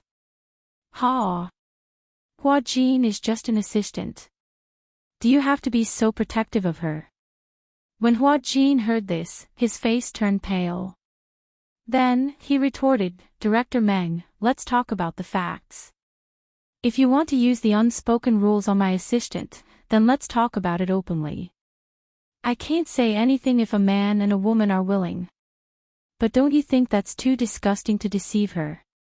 Perhaps it was this word that enraged Meng Hao. My mother doesn't even think that you're disgusting. Who knows what kind of person your assistant is? She pretends not to know. But since she wants to be in this industry, don't she know how complicated it is? Why are you pretending to be innocent? Don't act anymore. Get out of here. When Hua Jin heard this, he was completely enraged. If it weren't for people like you who break the rules of the industry, would actors like to be used by the unspoken rules? When one entered this industry, there were too many things that were beyond one's control. There were different levels of actors and actresses, and gradually, there was a foul atmosphere. It was these directors and capitalists who condoned this atmosphere that made many people willing to use the unspoken rules to get to where they were. As for those who truly had strength and principles, they were buried. Don't make it sound so nice. Aren't people like you just chasing after fame and fortune? Isn't that what you want? You're still pretending to be obedient after getting benefits. What a pompous statement. All right, that's enough. Meng Hao interrupted him impatiently. People like you are at the bottom of this industry. People like you deserve to please us. No matter how glorious you are, you'll be under us for the rest of your life. With that, the phone was hung up harshly. Hua Jin stood by the floor-to-ceiling window, holding his phone. He was so angry that he was trembling. Damn it. People like you, no matter how glorious you are, will be suppressed by us for the rest of your lives. These words were like a stab to his heart. Hua Jin clenched his fists. The old scars in his heart were ruthlessly torn open. Even the scabs and skin were badly mangled. Hua Jin, Liang Yin's weak voice suddenly came from behind. Hua Jin didn't dare to turn around and let her see him in such a sorry state. Liang Yin was just about to return the script when she heard Hua Jin arguing with someone through the door. Worried, she swiped the room card and heard Hua Jin and Meng Hao arguing. She felt especially upset when she heard that.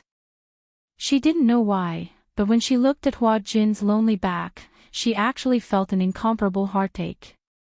She walked over gently and held his shoulder carefully. Hua Jin, are you okay? Hua Jin shook his head and said, I'm fine.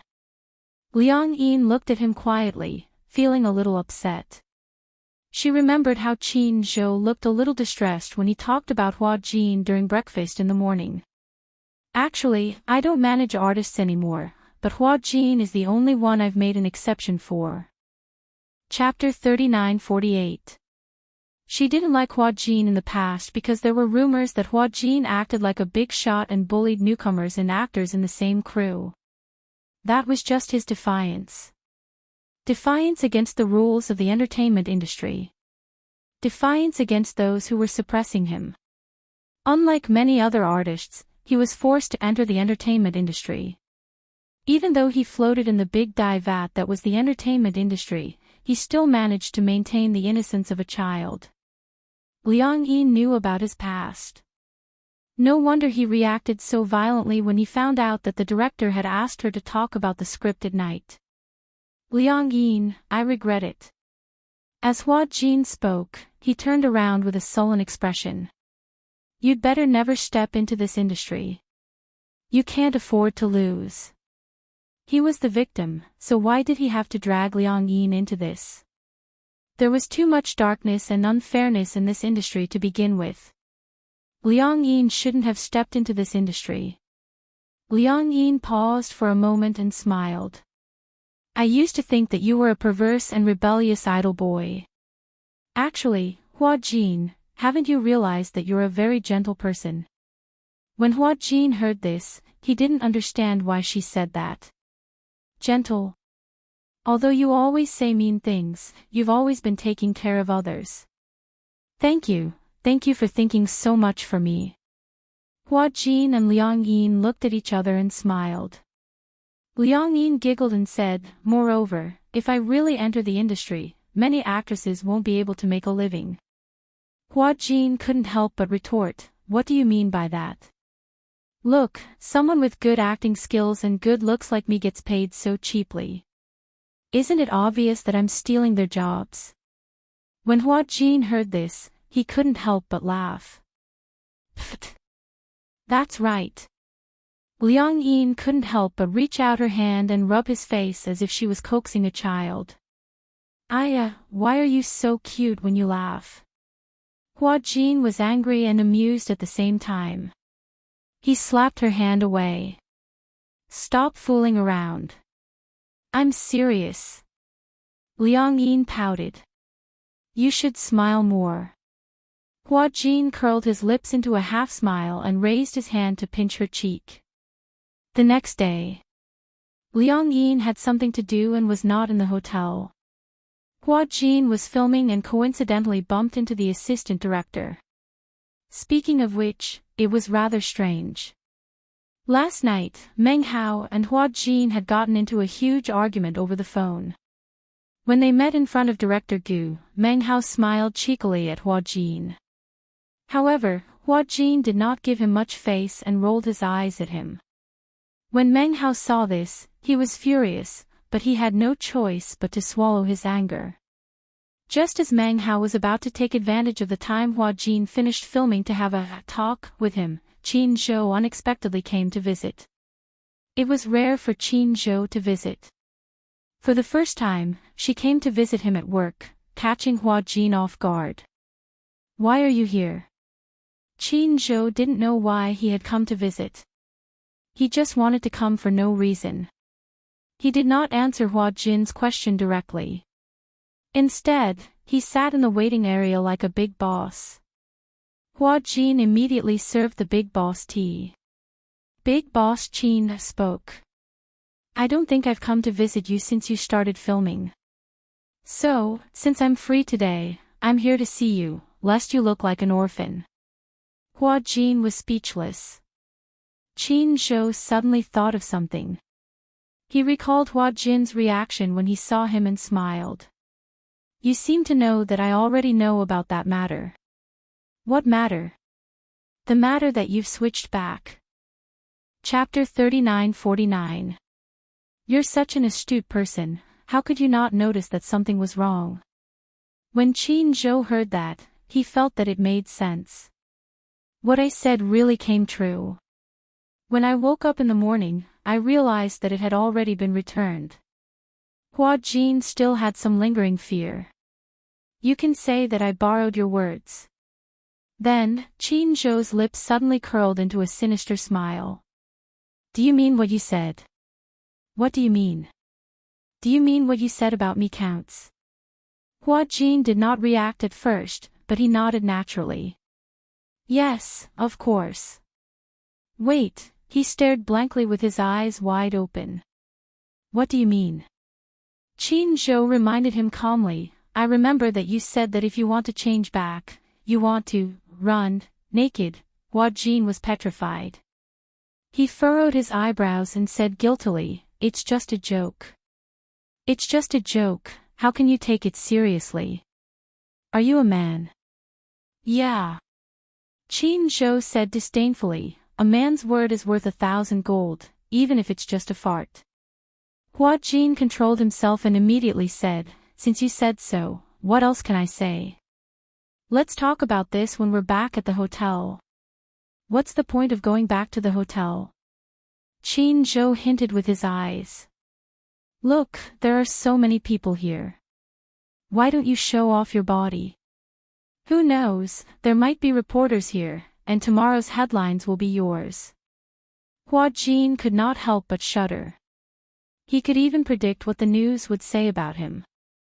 Popular young actor Hua Jin has mental disorder, stripped naked and ran naked on set, no way. Hua Jin's stand was firm. I was just joking, do you really want me to run naked? Qin Zhou said in an old-fashioned manner, who knows, if you run naked tomorrow, Huan Yu's shares will double tomorrow. Hua Jin clenched his fists and complained, what a scary capitalist. Qin Zhou urged, enough, stop talking nonsense, hurry up. No. Strip. No. Strip. Qin Zhou seemed to take it seriously. He stood up all of a sudden. With his tall stature, his aura was almost 2 meters tall. Hua Jin was instantly terrified. He cupped his fists and begged for mercy, boss, don't be like this. I can even perform a striptease for you in the hotel. This. Are you serious or are you joking? Do you think I'm joking with you? Hua Jin immediately moved 3 feet away from him. Stop fooling around. Alright, stop messing around. Qin Zhou added, I'm really not interested in your body. Hua Jin, where's your little assistant? Qin Zhou returned to his seat and asked, why haven't I seen her today? She has something to do, so she has to go home. What is it? When Hua Jin heard this, he frowned and glanced at him suspiciously. He sniffed. Seeing him sniffing like a puppy, Qin Zhou said in disdain, what are you sniffing for? Adultery. The smell of love. Hua Jin winked and said, why are you so concerned about her today? Is it strange that I'm concerned about my employee? Hua Jin said seriously, even if she's your personal employee, it's strange for you to ask more than a second question. Qin Zhou, don't tell me you're interested in her. Without waiting for Qin Zhou to speak, Hua Jin justified himself, that's true. After all, we share the same bed. Strictly speaking, it's also a short-lived marriage. Chapter 3950. Yesterday, Meng Hao invited Liang Yin for an audition. After the audition, Director Gu was quite satisfied. Meng Hao. Qin Zhou recognized the name. Meng Hao's table manners are notoriously ugly in this circle. Why did Liang Yin want to audition? Does she want to act? She seems to be interested in acting. Qin Zhou thought about it. Since she passed the audition and Director Gu was very satisfied, what's next? Hua Jin said, Meng Hao invited her to a hotel tonight to talk about the luminous script. Luminous script. When Qin Zhou heard this, his eyebrows furrowed. This word had a deep meaning in the industry. There were often directors and producers who used the excuse of talking about the script to invite new actors or celebrities who wanted to act. They would go to the hotel under the guise of talking about the script and do inappropriate things. Of course, this did not only happen to male directors. Some older artists with more experience and resources were not limited to men and women. The object of this unspoken rule was also not limited to men and women. Especially many male directors, men and women had different tastes. The sexual orientation of many directors was a mystery. Qin Zhou knew that Meng Hao liked to play with women. Sometimes, he would also play with some of the new young men. It was quite disgusting. Qin Zhou had been in the industry for so many years, and countless women had been sent to his door. It was not that he was not moved, but he felt that it was dirty. It was not that he felt that those who did not hesitate to sell their bodies for fame and fame were dirty. It was that he felt that this kind of transaction was too dirty. He did not touch it. Although walking by the river often, who would not wet their shoes? But Qin Zhou did not know what it was. It was as if he was made of steel, and his determination was extremely terrifying. However, there was one thing that everyone in the industry tacitly agreed on. No one dared to touch Qin Zhou's people. No matter how low their status was, as long as they were under Qin Zhou, no matter how crazy they were, they would not dare to touch a hair on them. Therefore, many newcomers who signed with Huan Yu dreamed of being under Qin Zhou. Because if they became Qin Zhou's artists, not only would the resources be explosively good, but they would also not have to go through those ugly unspoken rules. In this industry, even if they did not take the initiative to offer themselves, sometimes they could not help but be selected by the boss. They had to accompany him. If he didn't accompany them, it meant that he wasn't giving them any face. If it was light, they would withdraw their cooperation. If it was heavy, they would be banned from the internet. But Qin Zhou had the confidence and ability to do so. No one dared to do anything to his artists. Even if there were some that didn't know what was good for them, they would be beaten back in a few seconds. How dare Meng Hao? I wonder who Liang Yin belongs to. Although Liang Yin was only Hua Jin's assistant on the surface, since she was Hua Jin's assistant, Liang Yin's people were also his people. Meng Hao actually dared to have such an idea. No wonder he saw Meng Hao heading towards Hua Jin's resting place when he arrived. I had a fight with Meng Hao yesterday. What is it? He scolded me for not being tactful. Hua Jin was like a primary school student complaining to his teacher. He told Qin Zhou about his argument with Meng Hao last night. When Qin Zhou heard this, his expression did not change, but it was obvious that he was angry. All right, I got it. He said, I'll handle it. Just focus on your acting. When Hua Jin heard this, he nodded silently. In the afternoon, Qin Zhou asked Meng Hao to meet. When Meng Hao found out that Qin Zhou had summoned him, he felt a little guilty. Chapter 39:51. It would be fine if Hua Jin didn't take it to heart. But if he took it to heart and word got to Qin Zhou, he would be in deep trouble. Who was Qin Zhou? He was the boss of Huan Yu. Although Huan Yu was a branch of Xingyu Financial Group on the surface, and Mu Yazhe was the main legal representative of Huan Yu, in fact, the real power of Huan Yu had long been in Qin Zhou's hands. Mu Yazhe had already handed over the real power of Huan Yu to Qin Zhou. If it weren't for their strong friendship, he would never have ceded such a big Huan Yu to Qin Zhou. This showed that Qin Zhou and Mu Yazhe had a good relationship.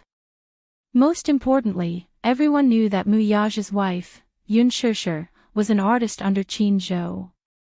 Although Yun Shishir did not stop acting after giving birth to a little princess, she was no longer as active as before. She would occasionally take on high-quality female lead roles or attend some charity events. Basically, she would decline to participate in variety shows. It could be said that she had pretty much disappeared without a trace. But under Qin Zhou's operation, as long as Yun Shishir acted in a TV series or movie, it would definitely be the most popular. Whether it was the ratings or the box office, they were all second to none. What a terrifying operation to create such a situation. Qin Zhou was now mainly in charge of the operation of Huan Yu. The only artist who was more active under him was Hua Jin. It could be said that Qin Zhou's focus now was all on Hua Jin. Meng Hao was also sure that offending Hua Jin would undoubtedly offend Qin Zhou indirectly. So, the next day, he thought about trying to apologize to Hua Jin. In the end, in front of Director Gu, Hua Jin didn't even pay attention to him. Meng Hao was embarrassed. Director Gu also realized that something was wrong and couldn't help but ask what was going on and if he had offended Hua Jin. How could Meng Hao admit it? He was still angry. He had obviously lowered his status, but Hua Jin didn't even look at him, which made him very embarrassed. Director Gu added, "Luckily, you didn't offend Hua Jin. If you had offended Hua Jin, it would be equivalent to offending Qin Zhou." The consequences of offending Qin Zhou were self-evident. Meng Hao couldn't sit still anymore. Therefore, he thought of looking for an opportunity to have a good chat with Hua Jin and get closer to him. In the end, when she went to the waiting area, she bumped into Qin Zhou. She quickly left with her tail between her legs. Not long after, he received a call from Qin Zhou. On the phone, Qin Zhou's tone was still calm, saying that he had something to discuss with him. Meng Hao suddenly had a bad premonition. He felt that Qin Zhou's invitation to him was more like a hongmen banquet. Although Meng Hao felt guilty, he still mustered up his courage and perfunctorily replied. No matter what, since Qin Zhou had asked him out, he had to go. Qin Zhou was also here. The two of them met at a coffee shop near the set. As soon as Qin Zhou sat down, Meng Hao's entire body tensed up. The man in front of him was clearly in his 30s, but he still looked like he was in his 20s. He was even older than Hua Jin. However, even though he looked young, his body had a dignified aura. Even though he was smiling, it still made people shudder. Meng Hao respectfully handed him a cigarette. Chapter 3952. As Meng Hao spoke, he was about to light the cigarette. Qin Zhou did not take the cigarette.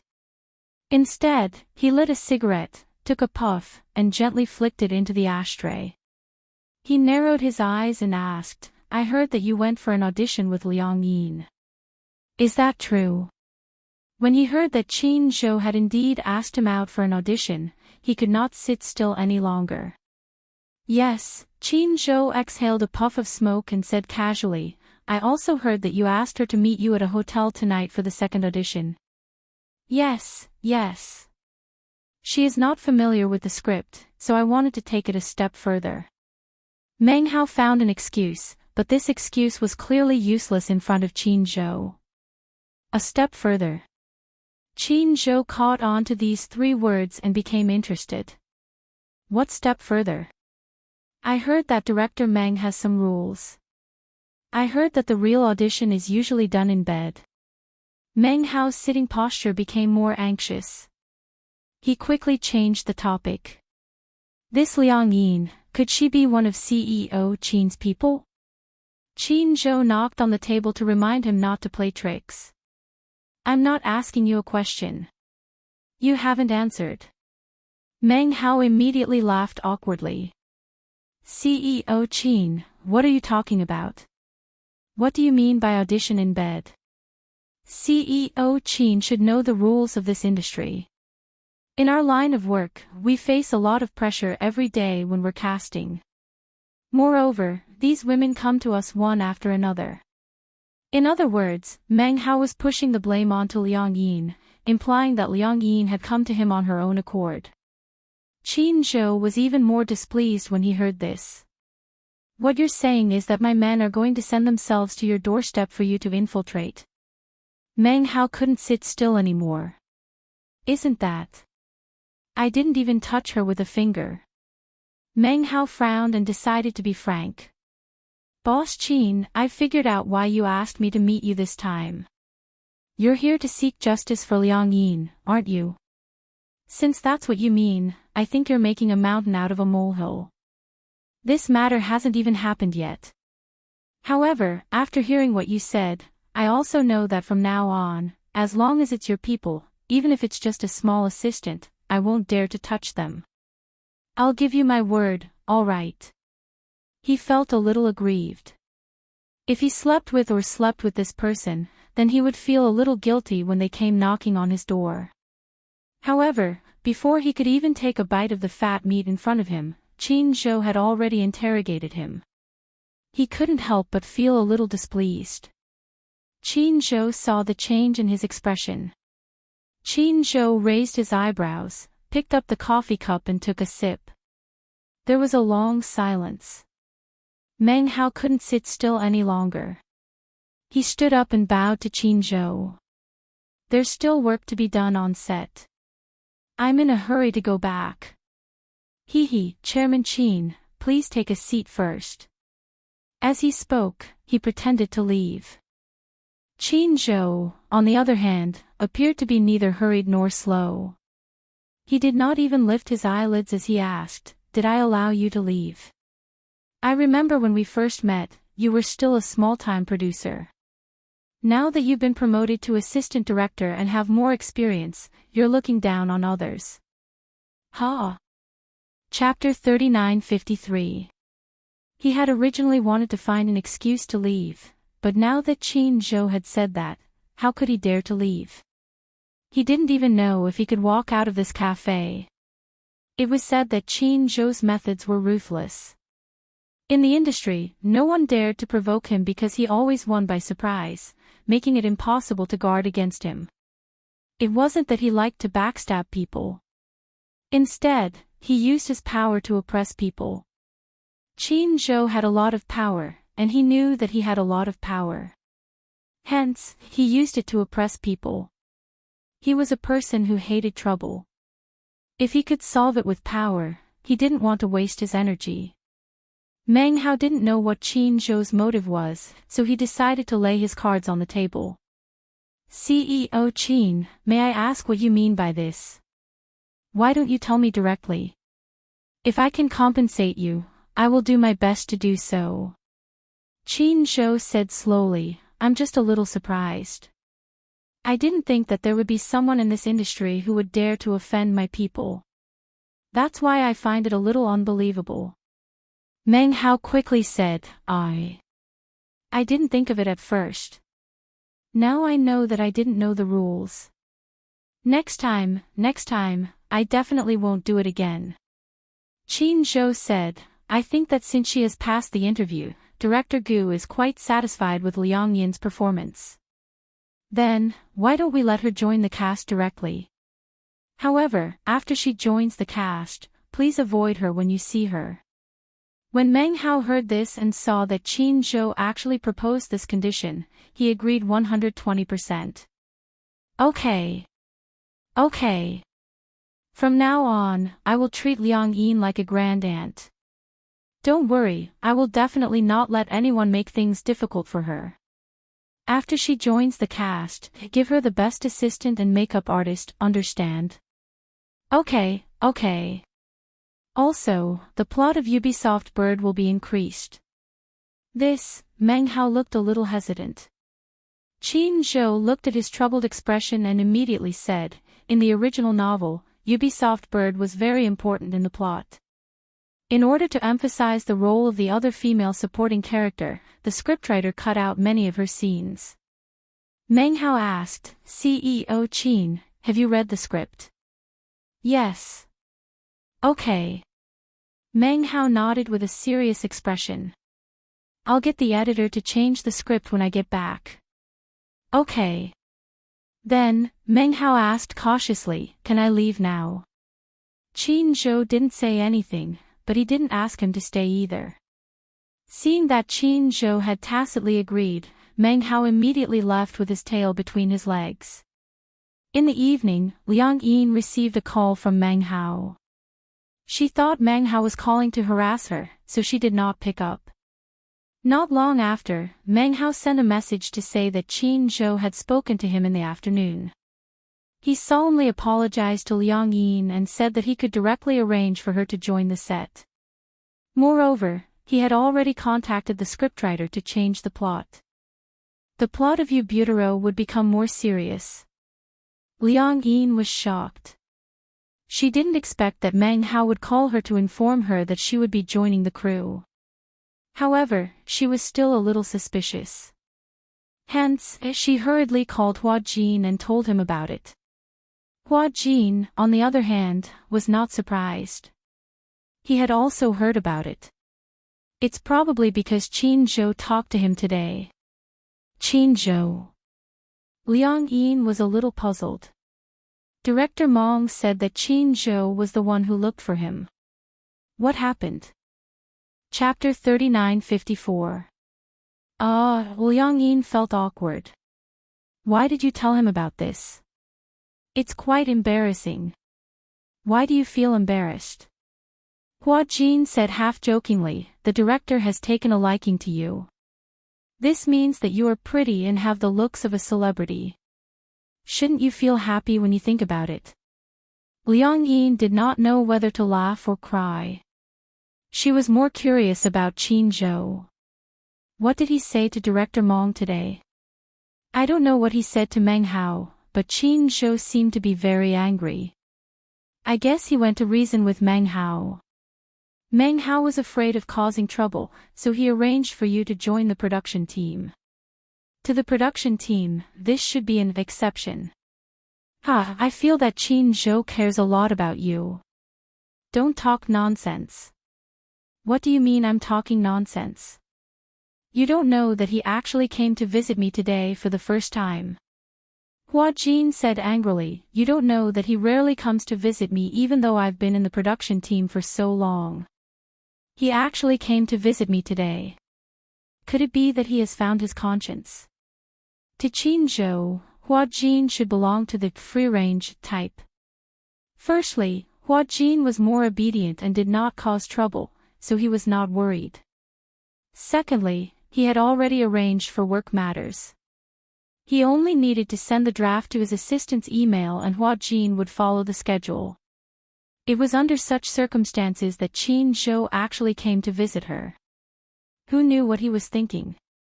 Liang Yin, however, was still skeptical. Then, should I join the production team directly? Yes, you can join the production team directly. You don't have to worry about anything else.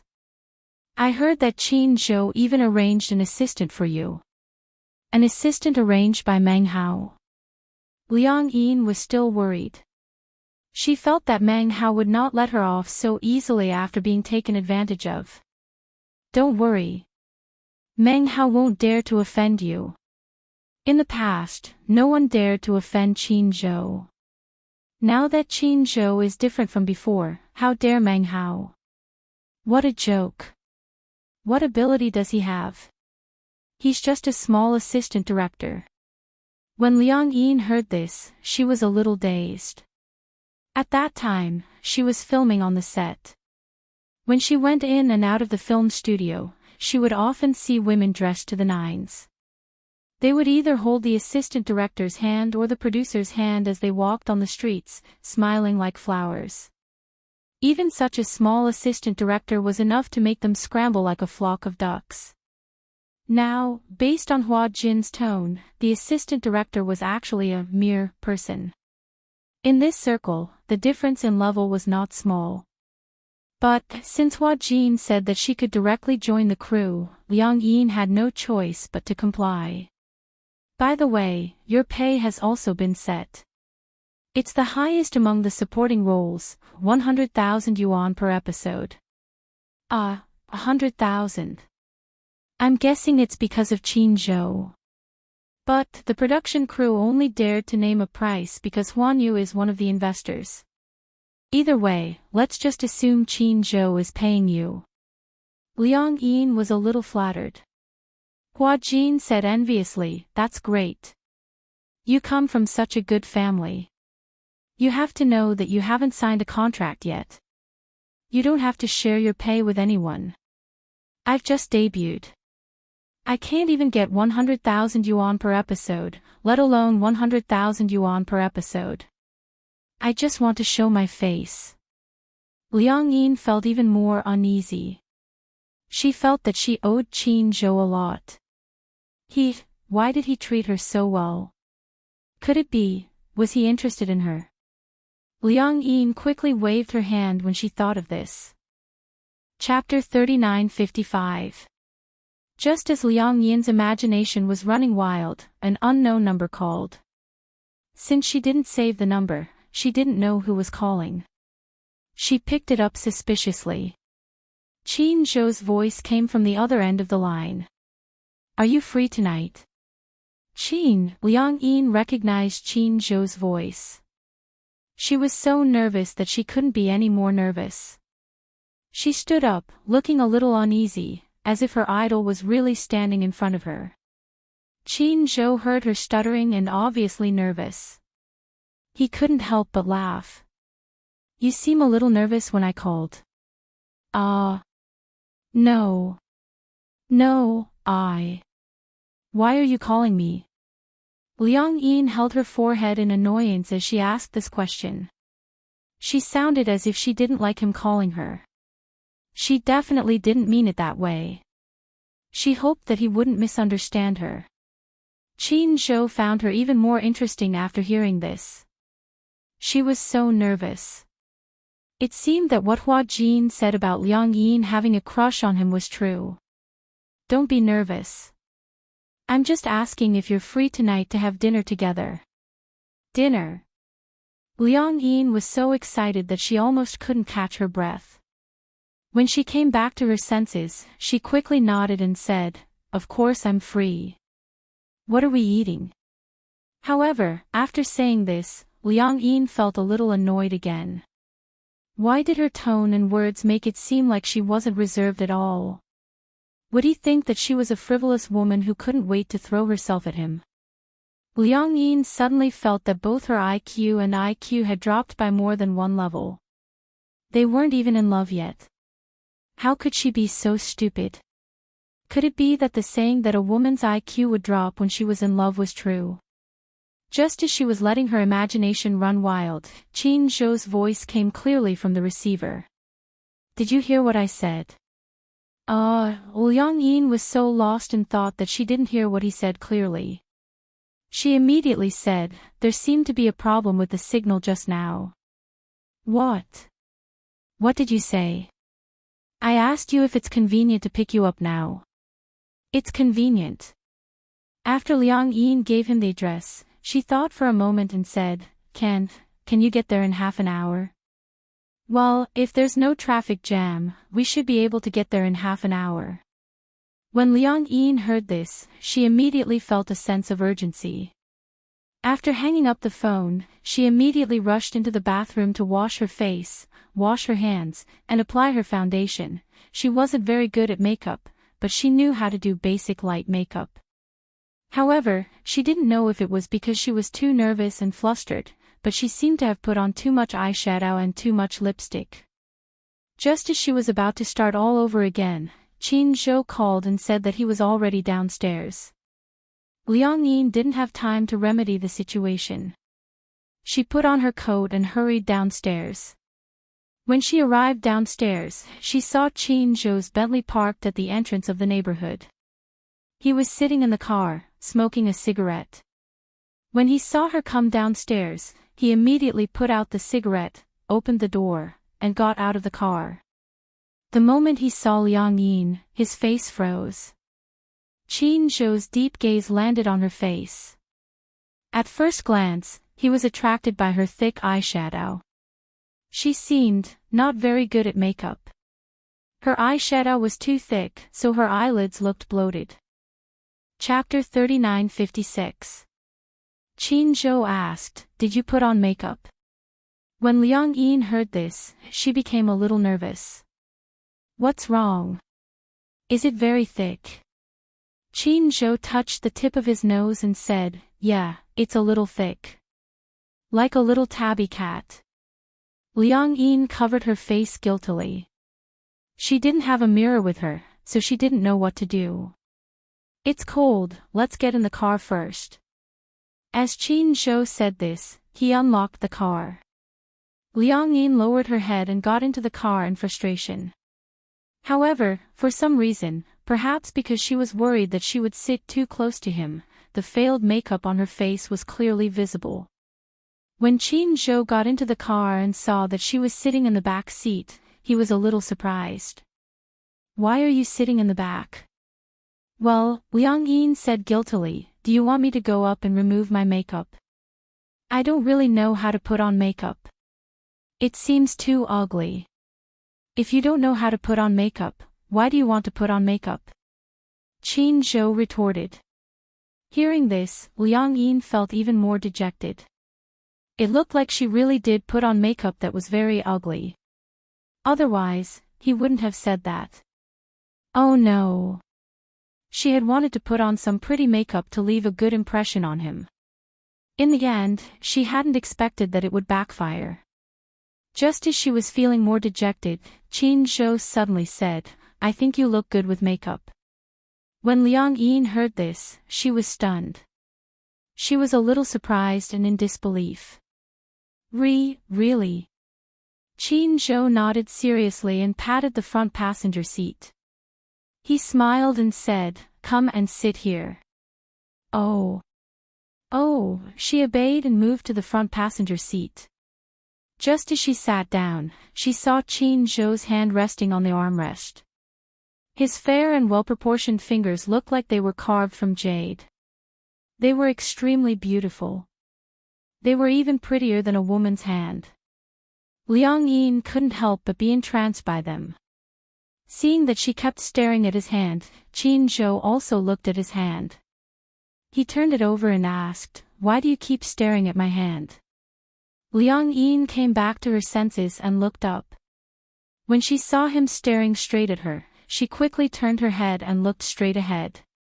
She gulped nervously, feeling unbelievably nervous. She was so nervous that her heart was thundering. "Because, your hands are beautiful." "Really?" Chin-jo seemed to be used to it. "There's no one who doesn't think my hands are pretty." Liang-yin smiled and rubbed her hands shyly. It was obvious that she didn't know how to act freely in front of him. Chin-jo opened the armrest box.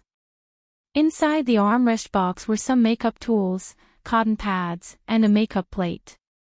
He took them out and said to her, "Let me help you touch up your makeup." Ah.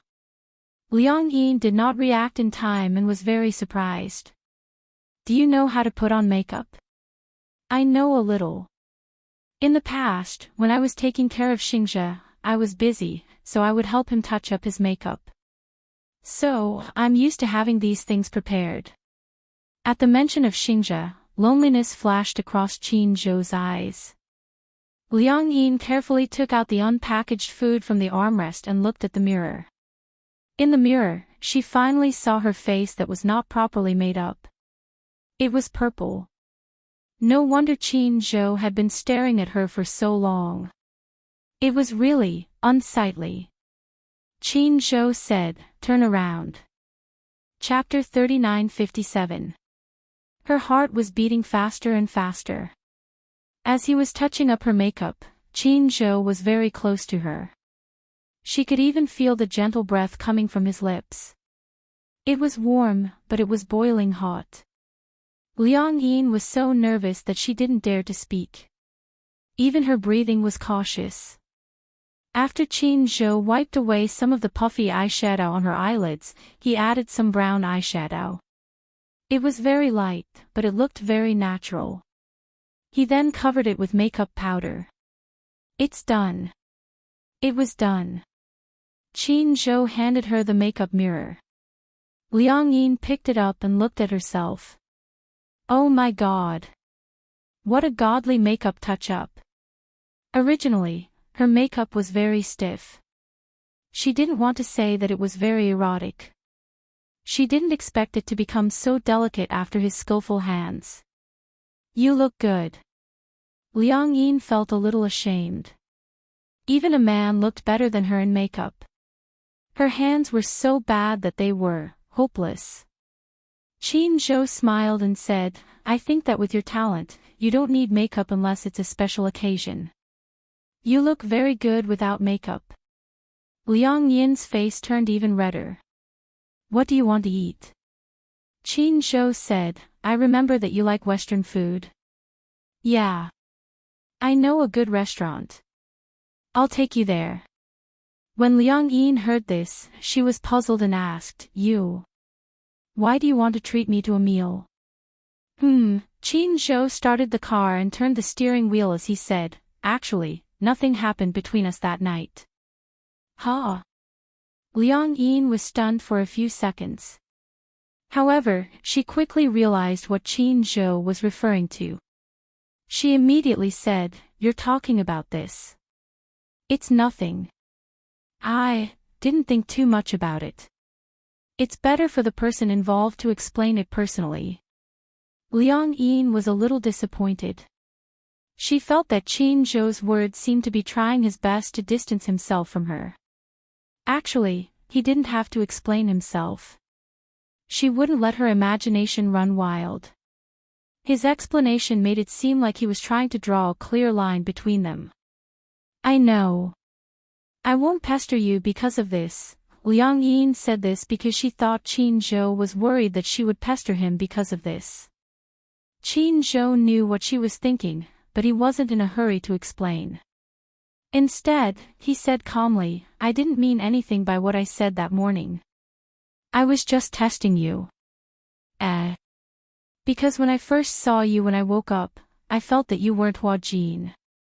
Qin Zhou continued, but I wasn't sure, so I wanted to confirm it. Sure enough, you've really switched back. This was also a good thing that was worth celebrating. So, let's treat this meal as a celebration, and also as an apology for what I did back then. Liang Yin blushed and nodded. She was extremely nervous. How could she not be nervous when her Prince Charming was sitting right beside her? The car sped along. Until the car stopped at a Western restaurant with an extremely elegant environment. Liang Yin looked up and saw a series of English letters on the signboard, but it was not an English photo. French? Qin Zhou went to the front passenger seat and opened the door for her. Liang Yin got out of the car, pointed at the signboard and asked, What kind of Western restaurant is this? This is French food. It's a 3-star Michelin restaurant. What's a Michelin restaurant? Isn't it selling tires? Qin Zhou was speechless.